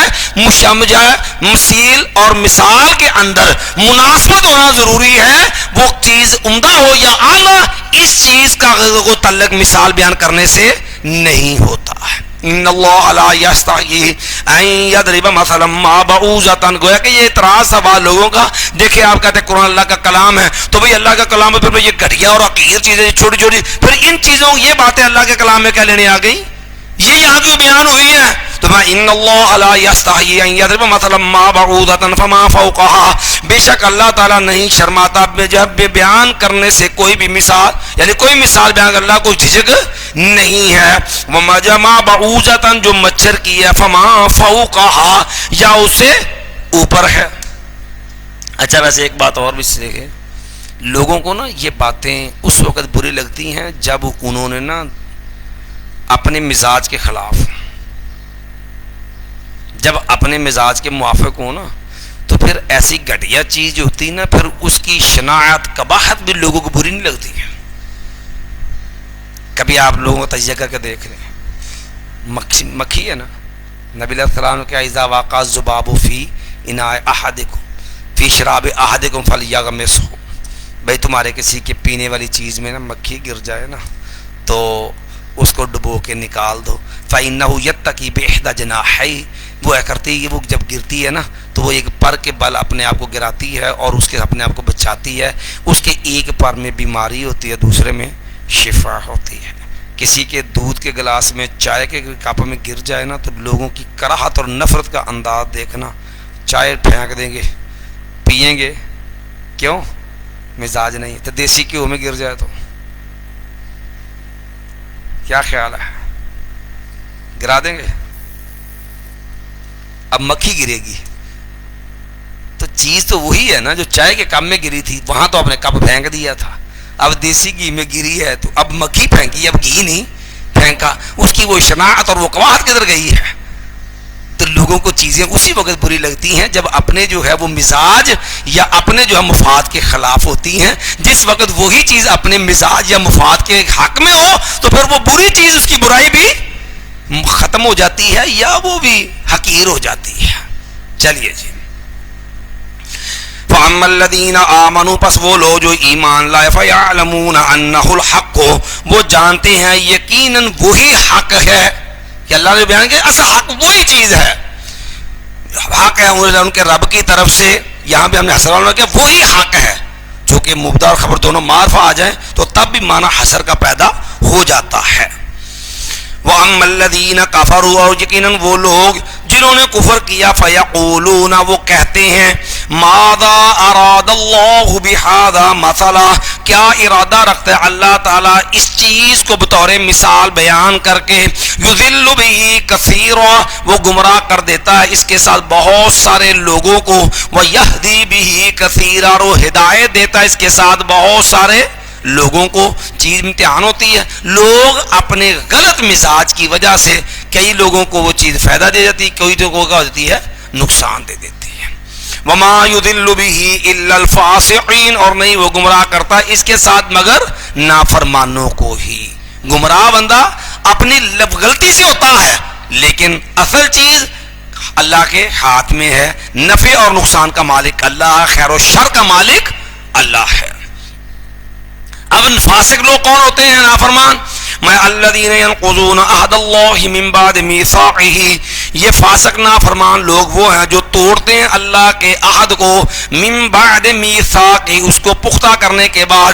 اسلام قبول کر لیا، دین کو مان لیا اور دین کے احکامات کا اقرار کر لیا، کلمہ پڑھ لیا، اللہ اس کے رسول سے وفا کا عہد کر لیا، لیکن جب باری آئی عمل کی، باری آئی دین پہ چلنے کی، تو پھر جو ہے جہاں مفاد نظر آیا وہاں تو جناب اسلام بلے بلے، اور جہاں جو ہے وہ اس سے زیادہ مفاد کی بجائے اپنے مفاد پہ زد پڑی وہاں خیر صلی اللہ. چلیے جی. وَيَقْضَعُونَ مَا أَمَرَ اللَّهُ بِهِ أَن يُوصَلَ، اور وہ توڑ دیتے ہیں اس چیز کو اللہ نے جس کے کو ملانے کا حکم دیا ہے. اللہ نے حکم دیا ہے رشتہ داری کو ملاؤ، نبی ہر خود میں پڑھتے تھے نا، وَاتَّقُوا اللَّهَ الَّذِي تَسَاءَلُونَ بِهِ وَالْأَرْحَامَ. تو لیکن رشتہ داریاں جو ہیں جن کو جوڑنے کا حکم ہے یہ ان کو بھی کیا کر دیتے ہیں؟ توڑ دیتے ہیں. وَيُفْسِدُونَ فِي الْأَرْضِ، اور وہ فساد پیدا کرتے، فساد مچاتے ہیں زمین میں. أُولَئِكَ هُمُ الْخَاسِرُونَ، وہی لوگ جو ہیں وہ گھاٹا پانے والے ہیں. یہاں بھی وہی بات ہے جو ہم نے پیچھے بھی آپ کو عرض کی تھی کہ اولئک اس میں اشارہ مبدا بنے گا، الخاسر خبر ہے، مبدا خبر. جب دونوں معرفہ ہوں تو درمیان میں جو ضمیر لائی جاتی ہے اس کو ضمیر فصل کہتے ہیں. کیف تکفرون باللہ، کس طرح تم کفر کرتے ہو اللہ کے ساتھ. وکنتم امواتا، حالانکہ تم مردہ تھے. فاحیاکم، پس اس نے زندہ کر دیا تم کو.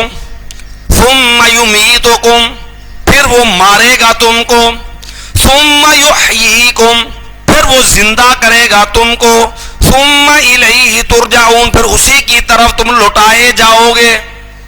اب یہاں پر دو باتیں ہیں، یہاں بیان ہوئی ہیں دو زندگیاں اور دو موتیں.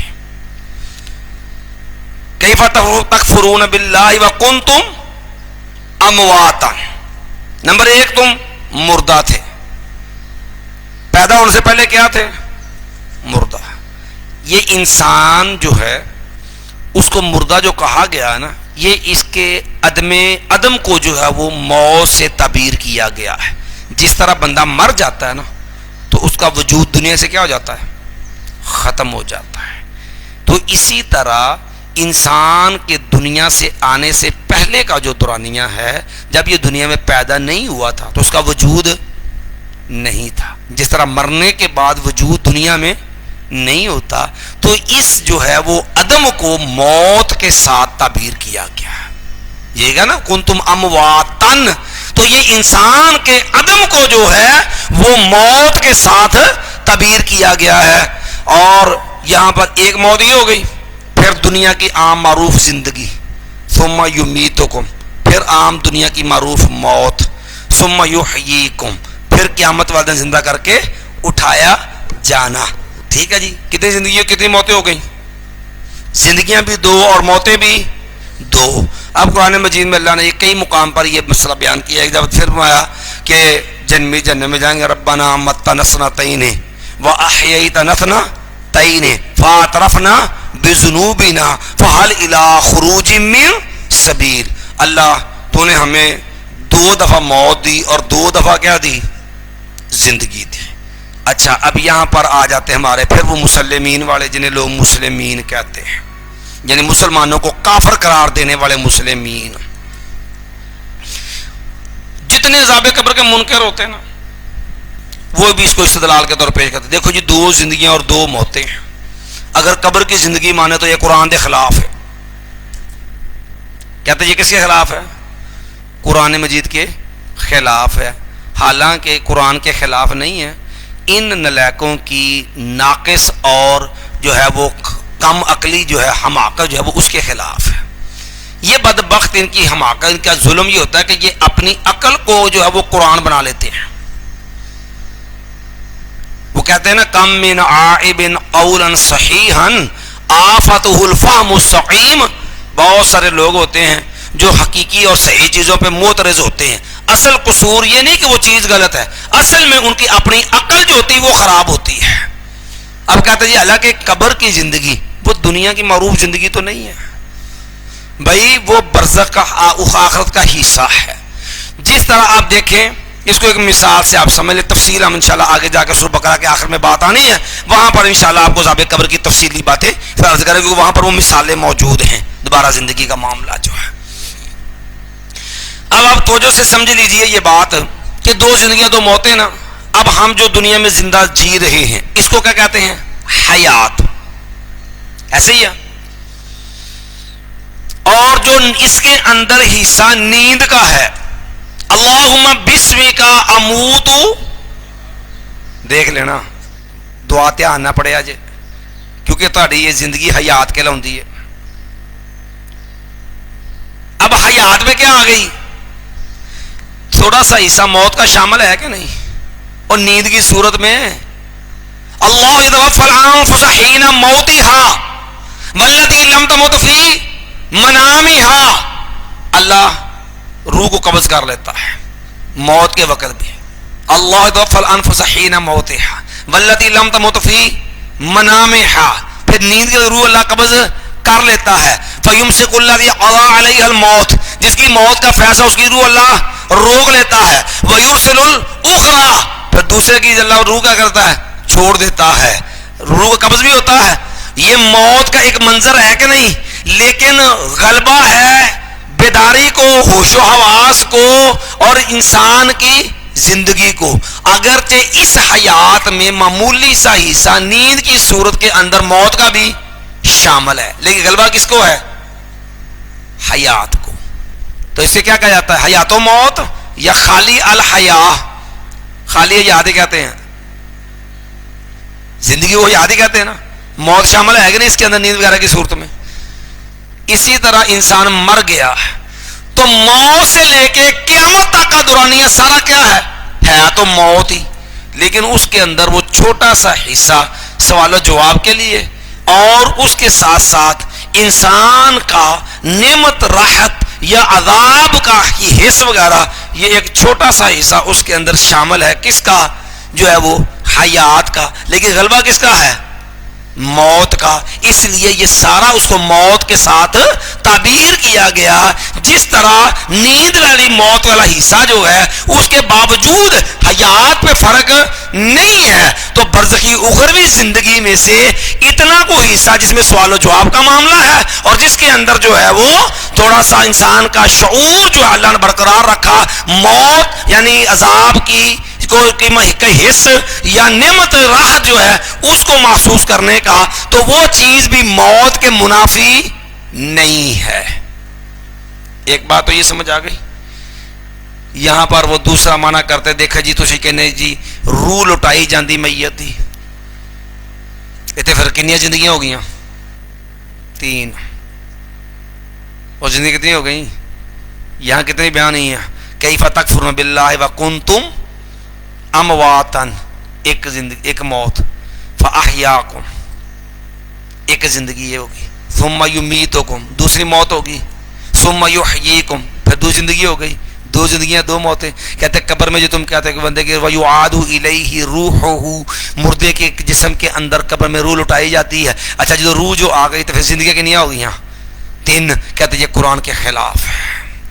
اس لیے آپ نے یہ سوشل میڈیا کے اوپر ایک بے لگام بدتمیز قسم کا مولوی سنا ہوگا جسے پکھروی کہا جاتا ہے, سمجھے جی؟ جی خضر ہوں, پتہ نہیں کہ خضر یا خضر یاد پکھروی, بدتمیزی کی انتہا ہے. خیر وہ ایک الگ ٹاپک ہے, ہم اس پہ نہیں جاتے. بہرحال وہ بھی بخاری مسلم کی روایات دیگر جو ہے جہاں سماع موتا پہ آ جائے تو دیگر یا سماع قرآن عالم وغیرہ, یہ روایت پرستی ہے, یہ راویاں دا گپ ہے, یہ راویاں دیا گلاں نے, یہ حدیث نہیں. حدیث ہوندی ہو جڑی قرآن دے مطابق ہوئے. وہ اپنے جانگلی انداز میں پھر وہ جو ہے وہ اپنے حساب سے بات کر رہا ہوتا ہے. حالانکہ سب سے پہلی بات یہ ہے, آپ یہ بتلائیں, اپنے پیچھے یہ آگے بات آ رہی ہے جہاں پر بنی اسرائیل کے ایک آدمی کا معاملہ ہے, وہاں پر انشاءاللہ ہم آپ کو یہ بات بتلاتے ہیں. اب سب سے پہلے یہ بات دیکھیے کہ بھی اعادہ روح جو ہے یہ برحق ہے. یہ بات یہاں ضمناً آ گئی ہے چونکہ یہ مسئلہ سا آپس میں کٹھا ملا ہوا اس کی جزیات ہیں، ورنہ یہ بات ہم نے وہاں پر کرنی تھی جہاں پر گائے ذبح کرنے کا معاملہ آنا ہے. تو اب دیکھیے بنی اسرائیل میں بندہ قتل ہوا، اس سے ایک بات پوچھنی تھی کہ قاتل کون ہے، اس کو زندہ کیا گیا، پھر وہ کیا کر دیا گیا، ختم. کنیا زندگیاں کنیا موتیں ہوئی ہوتی ہیں. ہاں معلوم ہوا کوئی بات پوچھنے کے لیے وقتی طور پہ زندہ کیا جانا، کوئی بات پوچھنے کے لیے وقتی طور پہ زندہ کیا جانا، یہ قرآن ہے کہ قرآن کے خلاف ہے؟ فَقُلْ نَضْرِبُوهُ بِبَعْضِهَا كَذَلِكَ يُحْيِي اللَّهُ الْمَوْتَى. ایک کچھ بات پوچھنے کے لیے، کوئی حقیقت جاننے کے لیے، کچھ جو ہے اس کی ایسی چیز کی حقیقت پوچھنے کے لیے وقتی زندہ کرنا قرآن سے ثابت ہے کہ قرآن کے خلاف ہے؟ وہ گائے کا ٹکڑا پا کے زندہ کیا کہ نہیں کیا اس کو؟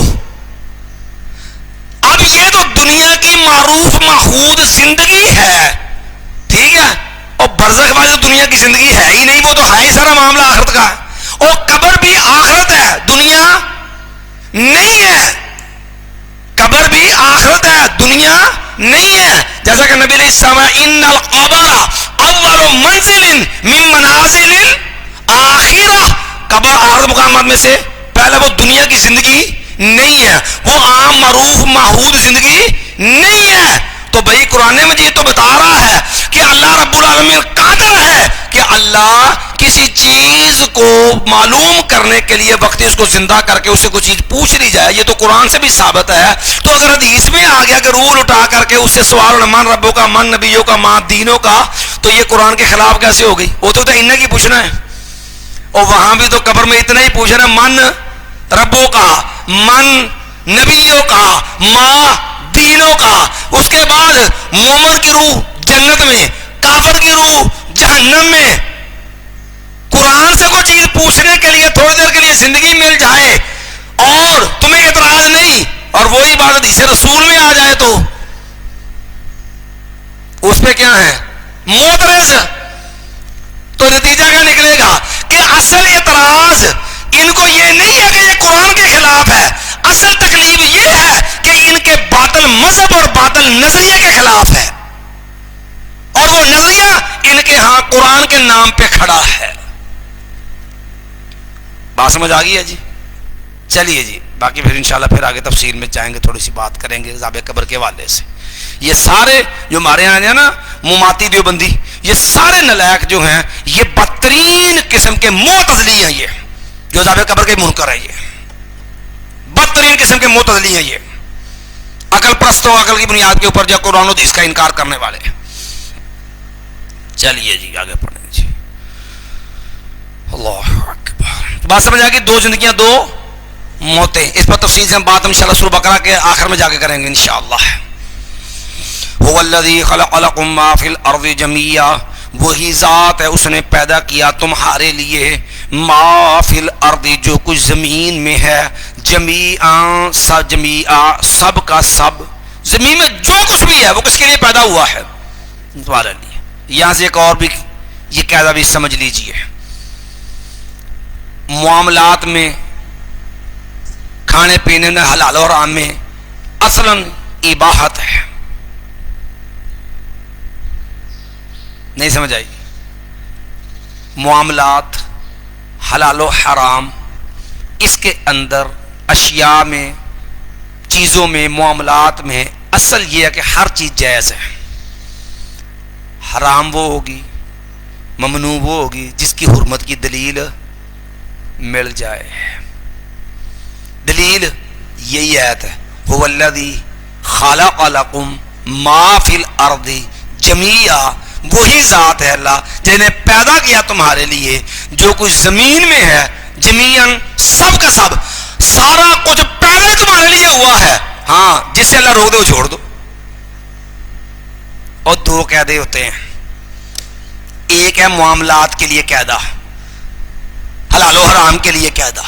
معاملات کے لیے قاعدہ یہ ہوتا ہے کہ اصل ہر چیز میں اباحت ہے. کھانا پینا پہننے کی چیزیں حلال و حرام ہے، اصل میں ہر چیز حلال ہے، اصل ہر چیز جائز ہے.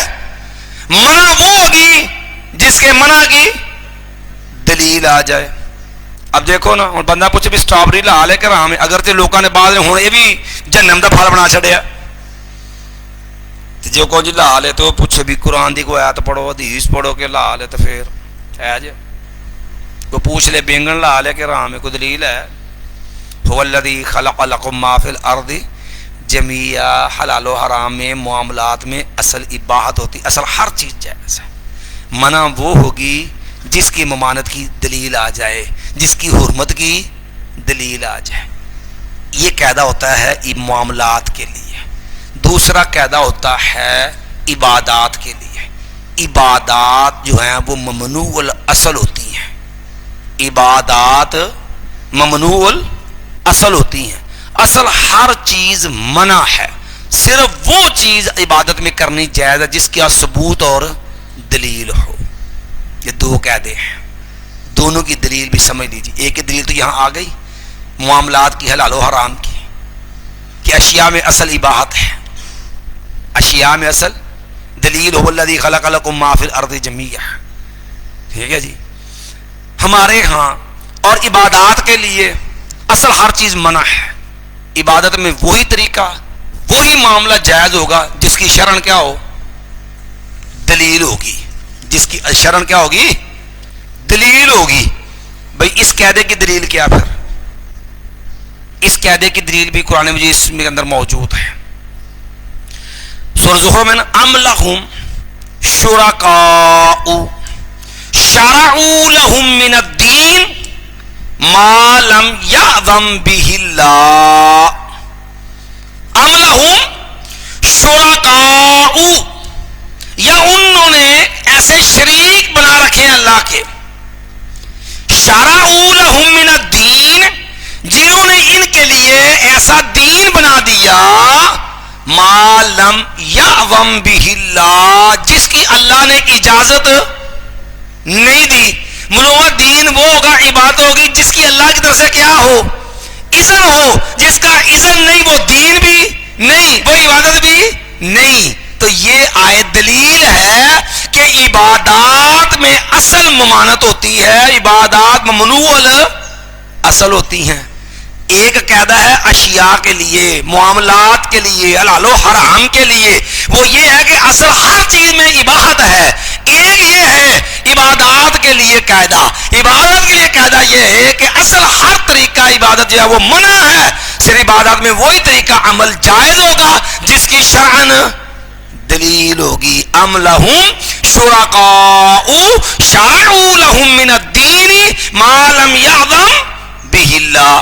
تو اب اگر اتنی بات یہ قاعدہ سمجھ آ جائے، ضابطہ سمجھ آ جائے قرآن سے، ہمارے ہاں جو یہ ہمارے بریلوستان والے بھائی جتنے ہیں ان کی غلطی بھی آپ کے سامنے آ جائے گی. حقیقت کہ جیڑا کام کرو جی، بڑے پڑھے لکھے جو ہیں وہ شریف کوٹلوی ہے اس نے بھی لکھا انہوں نے، اور دیگر بھی مولوی نے کوئی گل کرو حجی کل ساتا چاڑیا وہی منع بخاؤ، عرس منع بخاؤ، 11ویں حجی منع بخاؤ. بلکہ باقاعدہ اپنی کتابوں میں یہ لکھا ہے کہ کوئی جو ہے وہابی جو ہے وہ کو آپ سے روکے اعتراض کرے تو اسے کوئی منع بخاؤ. حالانکہ یہ قاعدہ یہ لوگ خود بھی نہیں مانتے، یہ خود بھی نہیں قائل اس قاعدے کے. اب دیکھو پارٹی دربار جو تھا اس کے اوپر ایک سیمینار ہوا تھا غیبانہ نماز جنازے کا. ٹھیک ہے، بندہ پوچھے بھئی حضرت ایڈا تکلف، اینا پیسہ خرچ کیتا، فلیکس لائے، انہیں لوگ بلائے، انہوں نے سارے معاملات کیتے، کروڑا روپے دا خرچہ کیتا، کالے واسطے یہ ثابت کرے یہ باور کراؤن واسطے کہ غیبانہ نماز جنازہ جائز نہیں. تے اگر حضرت تانوں کوئی بین الاقوامی جڑا بریلوی والی دلیل پیش کر کے سوال کر لے کہ حضرت منع دی دلیل دے دیو، کل بھئی کیوں کر دے منع بخاؤ، سادہ کیوں کر دے منع بخاؤ، 11ویں کے اوپر دے ختم دینے منع بخاؤ. تے بھئی تانوں جو کو پوچھ لے، آپ سے کوئی سوال کر لے کہ غیبانہ نماز جنازہ کا سیمینار کیا، منع بخاؤ. یزدانی شہید رحمۃ اللہ تو اور انداز سے بات کرتے تھے نا، کہنے لگے رضوی نو کیا نا جدوں تے کہنے لگا جی تے بھی تیرے سپیکر بھی تے فلاں چیز بدعت ہے تو منع کہنے لگے بھی شیعہ اذان کہندے نے تے او اپنا باطل اور گمراہ نظریہ ٹھیک ہے جڑا قرآن دی جو ثابت نہیں کہندے سپیکر چ شور پا کے منا لو بھی قرآن دی جو ثابت ہے نہیں ہوں سپیکر پہ کھپ ڈال کے نا لوگوں سے منوا لو اشہد ان علی ولی اللہ وسیع رسول اللہ و خلیفۃ بلا فاصل اشہد ان امیر المؤمنین علی ولی اللہ و حجت اللہ علی الخلق اے گانا لایا نا وچ اذان چ بھئی ہوں بندہ کسی بریلوی نو سوال کرے حضرت یا تے اے اذان منع وکھاؤ تے یا پھر کہہ کے تے دسو کہ شیعہ سنی پائی پائی تیجی قوم مکہ مدینہ آئی حق تے ہی بندا نا یا تے منع وکھاؤ تو یا پھر اپنے سپیکر چ یہ اذان فرماؤ تاکہ پتہ چلے کہ منع او ہوئے گا جے دے منع دی دلیل ہوئے کیوں جی اب یہاں پر آخری بات اسی بات سے متعلقہ جب یہ لوگ نا صرف پتہ کیا ہوتا ہے امام ابن قیم رحمۃ اللہ ابن تیمیہ رحمہ نے اور غالباً ابن قیم نے بھی یہ بات لکھی ہے ابن تیمیہ رحمہ اللہ علیہ یہ میں نے بات کسی بزرگ سے سنی تھی کہنے لگے کہ باطل ہے نا اس کی تردید کے لیے اس کے ابطال کے لیے اس کو دھیان سے پڑھو اس کا ابطال اس کا باطل ہونا اس کے گھر سے آپ کو مل جائے گا. اب دیکھو جلالی صاحب نے نا جی نا منع بخاؤ جی پہلے تو قاعدہ نہیں آتا نا قاعدے ہم نے دونوں بیان کر دیے دلیل دے دی یہ میں سمجھ آ گیا اہل بدعت کا اعتراض بھی سمجھ لیجئے ہر جگہ پہلے منع دکھاؤ جی.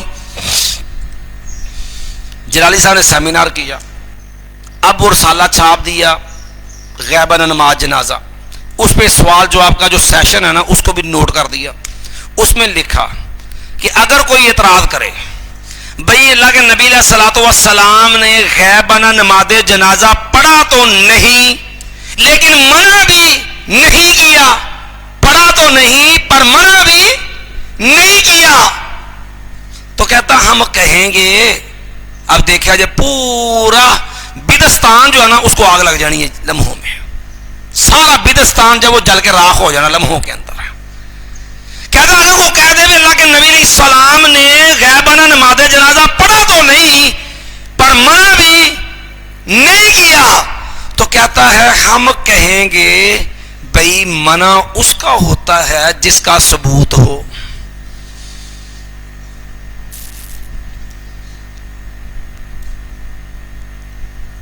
کہتے ہم کہیں گے منع اس کا ہوتا ہے جس کا ثبوت ہو. تو جب اللہ کے نبی علیہ السلام کے سامنے اللہ کے نبی کے دور میں کسی نے پڑھا ہی نہیں تو منع کیسے ہوتا؟ کیوں جی علماء کرام کہتے ہیں اللہ کے نبی علیہ السلام کے دور میں کسی نے پڑھا ہی نہیں تو منع کیسے ہوتا؟ تو بھائی پھر آپ لے آؤ بھی کل کے لیے تو ہم نے کہا جی منع بخاؤ چالیہ منع بخاؤ عرس منع بخاؤ 11ویں شریف منع بخاؤ. تو اگر یہی بات کو آپ پہ الٹا کے کہہ دے بھئی منع تو اس کا ہوتا ہے جس کا ثبوت ہو. جب اللہ کے نبی علیہ السلام نے کس کے سامنے اور کسی نے کل کیا ہی نہیں سادہ کیا ہی نہیں 40واں کیا ہی نہیں جو ہے وہ عرس کیا ہی نہیں جس نے ختم دیا ہی نہیں تو بھئی منع کیسے ہوتا؟ منع اس کا ہوتا جس کا ثبوت ہو. از لیسا فلیسا جب ثبوت نہیں تو منع بھی نہیں کیونکہ منع اس کا ہوتا جس کا وجود ہو جس کا ثبوت ہو. اب بتلائیے وہ اپنے آپ جو آ گیا اپنے لو آپ اپنے دام میں سیاد آ گیا ٹھیک ہے جی اب پھنس گئے اپنی دلیل میں. وہ سارا بدستان کی بلڈنگ جو کھڑی کی تھی نا عمارت اس بات پہ کہ جو بھی پوچھو کہ منع بخاؤ لمحوں میں پکڑ کے پورے آشیانے کو آگ لگا دی. کہتا دل کے پھپھولے جل اٹھے سینے کے داغ سے اس گھر کو آگ لگ گئی گھر کے چراغ سے. چلیے جی بہرحال غیبانہ نماز جنازہ جو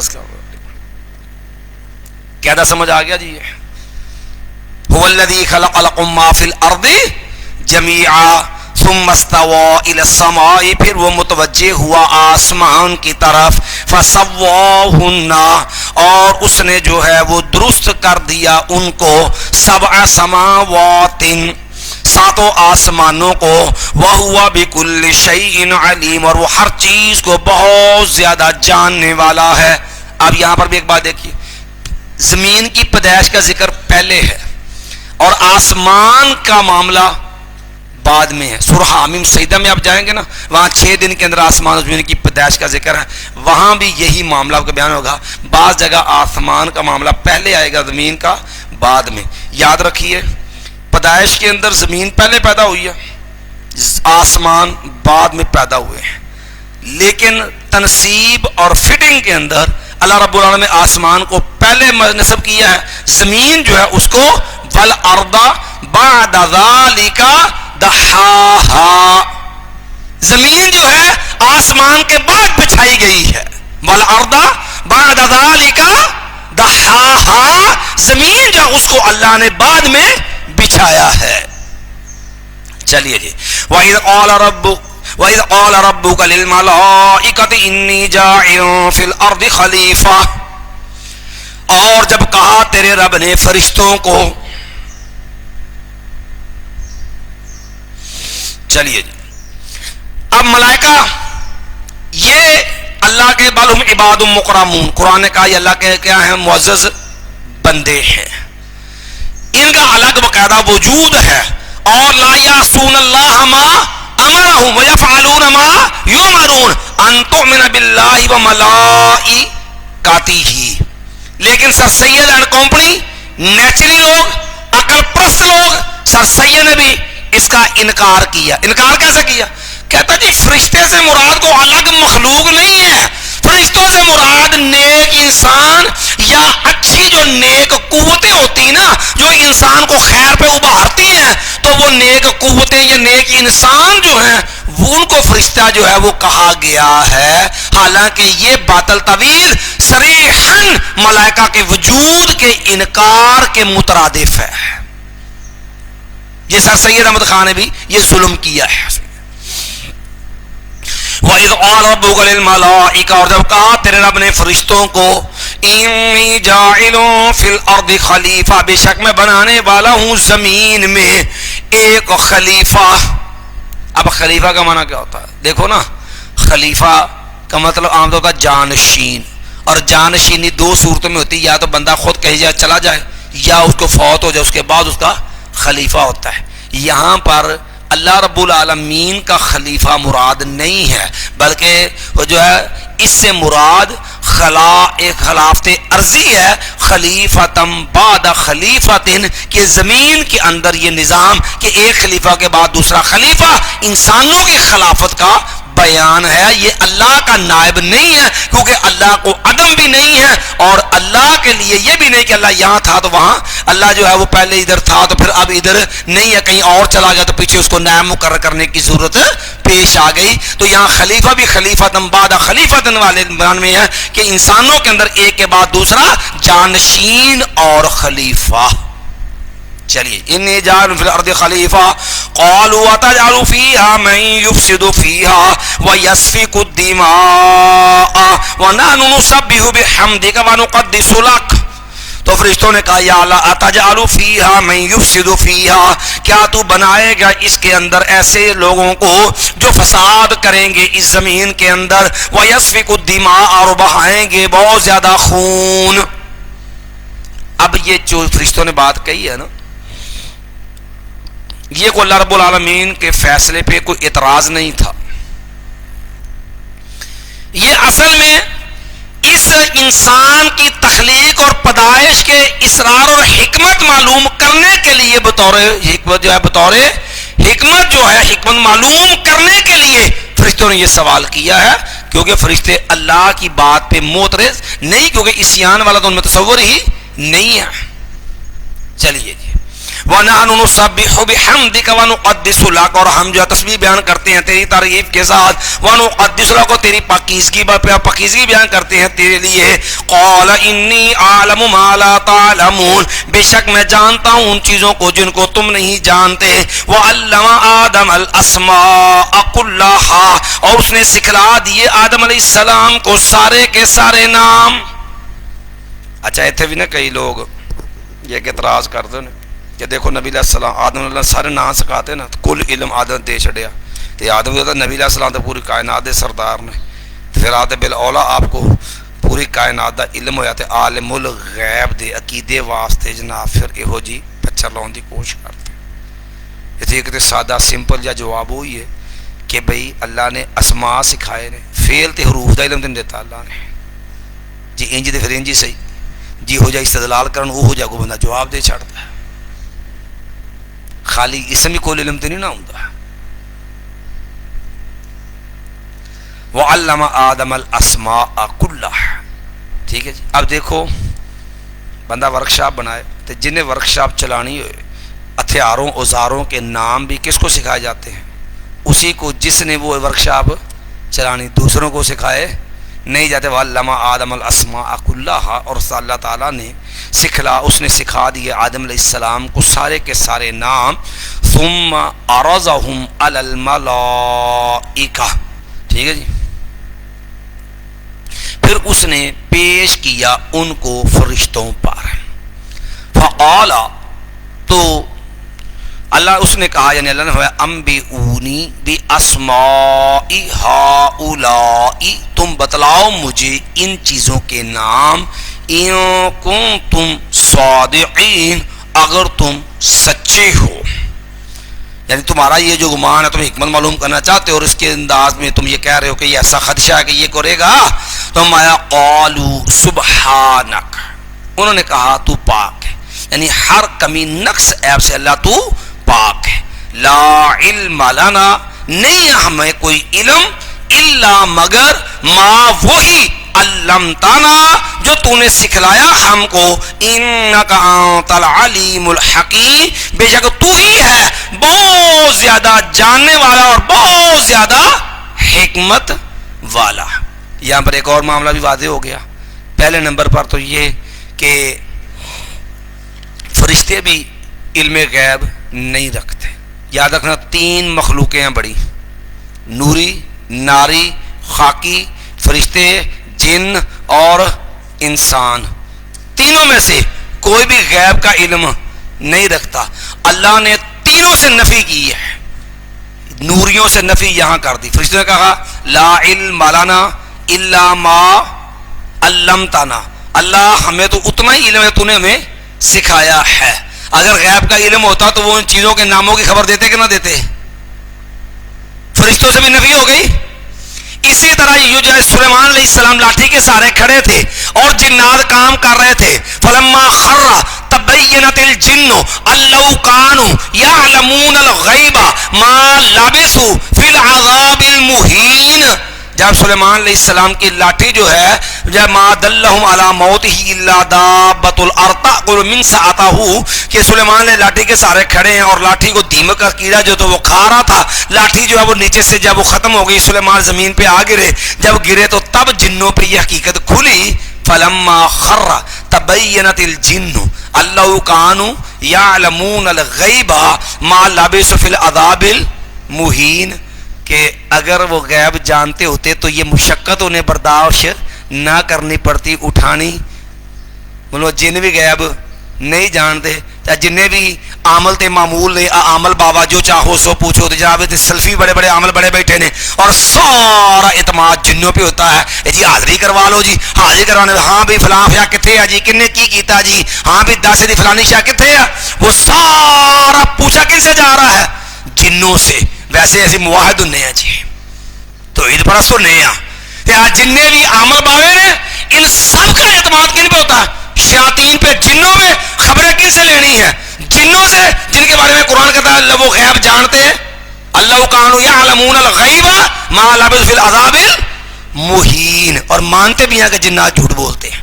اور تیسری بڑی مخلوق کون ہے؟ انسان، اور انسانوں میں سب سے اعلیٰ سردار کون ہے؟ انا سید ولد آدم یوم القیامہ، امام الانبیاء محمد رسول اللہ۔ تو اللہ نے فرمایا میرے نبی علیہ السلام کہہ دیجئے کہ لوگو لا ولا اعلم الغیب، میں غیب، فرشتوں سے بھی نفی، جنات سے بھی نفی، اور نبی علیہ السلام پوری کائنات میں سب سے افضل اعلیٰ نبیوں کے بھی سردار امام، ان سے بھی نفی کر دی. جب وہ نہیں جانا تو امت میں اور نیچے کون جانتا ہوگا؟ قل لا اقول لکم عندی خزائن اللہ ولا اعلم الغیب ولا اقول لکم انی ملک ان اتبع الا ما یوحی الی.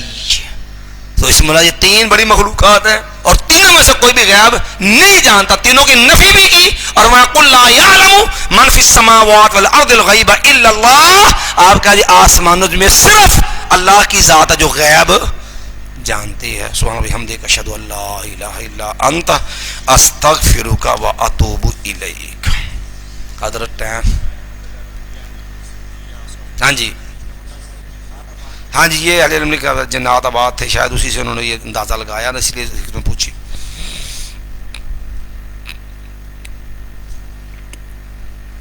یہ لکھا ہے بعض علماء کہتے ہیں جہان پانچ ہے، بعض کہتے ہیں چار ہیں. عالم ارواح، مادر، رحم مادر، دنیا کی زندگی، قبر، اور قبر کے بعد آگے حشر بھی تو ہے نا.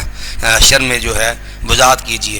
یہ اہل علم نے مراحل لکھے ہیں کہ انسان کی زندگی پہ جو آنے والے مراحل ہیں، تفصیل دیکھنی ہو تو مولانا اسماعیل سلفی رحمۃ اللہ علیہ جو ہے ان کی کتاب جو ہے نا، یہ ان کے رسائل کے اندر کی دعیات النبی پہ جو رسائل ہے اس کے اندر لکھی ہے کہ یہ مراحل مختلف جو ہے وہ سب سے پہلے رحم عالم ارواح ہے جہاں اللہ نے ساری روحوں سے جو ہے وہ وعدہ لیا. پھر عالم ارواح سے رحم مادر ہے، رحم مادر سے دنیا ہے، دنیا سے آگے قبر برزخ ہے، اور برزخ سے آگے حشر کا معاملہ ہے. اور ایک جو ہے وہ جہاں سے دوسرے کی طرف واپسی ممکن نہیں ہے.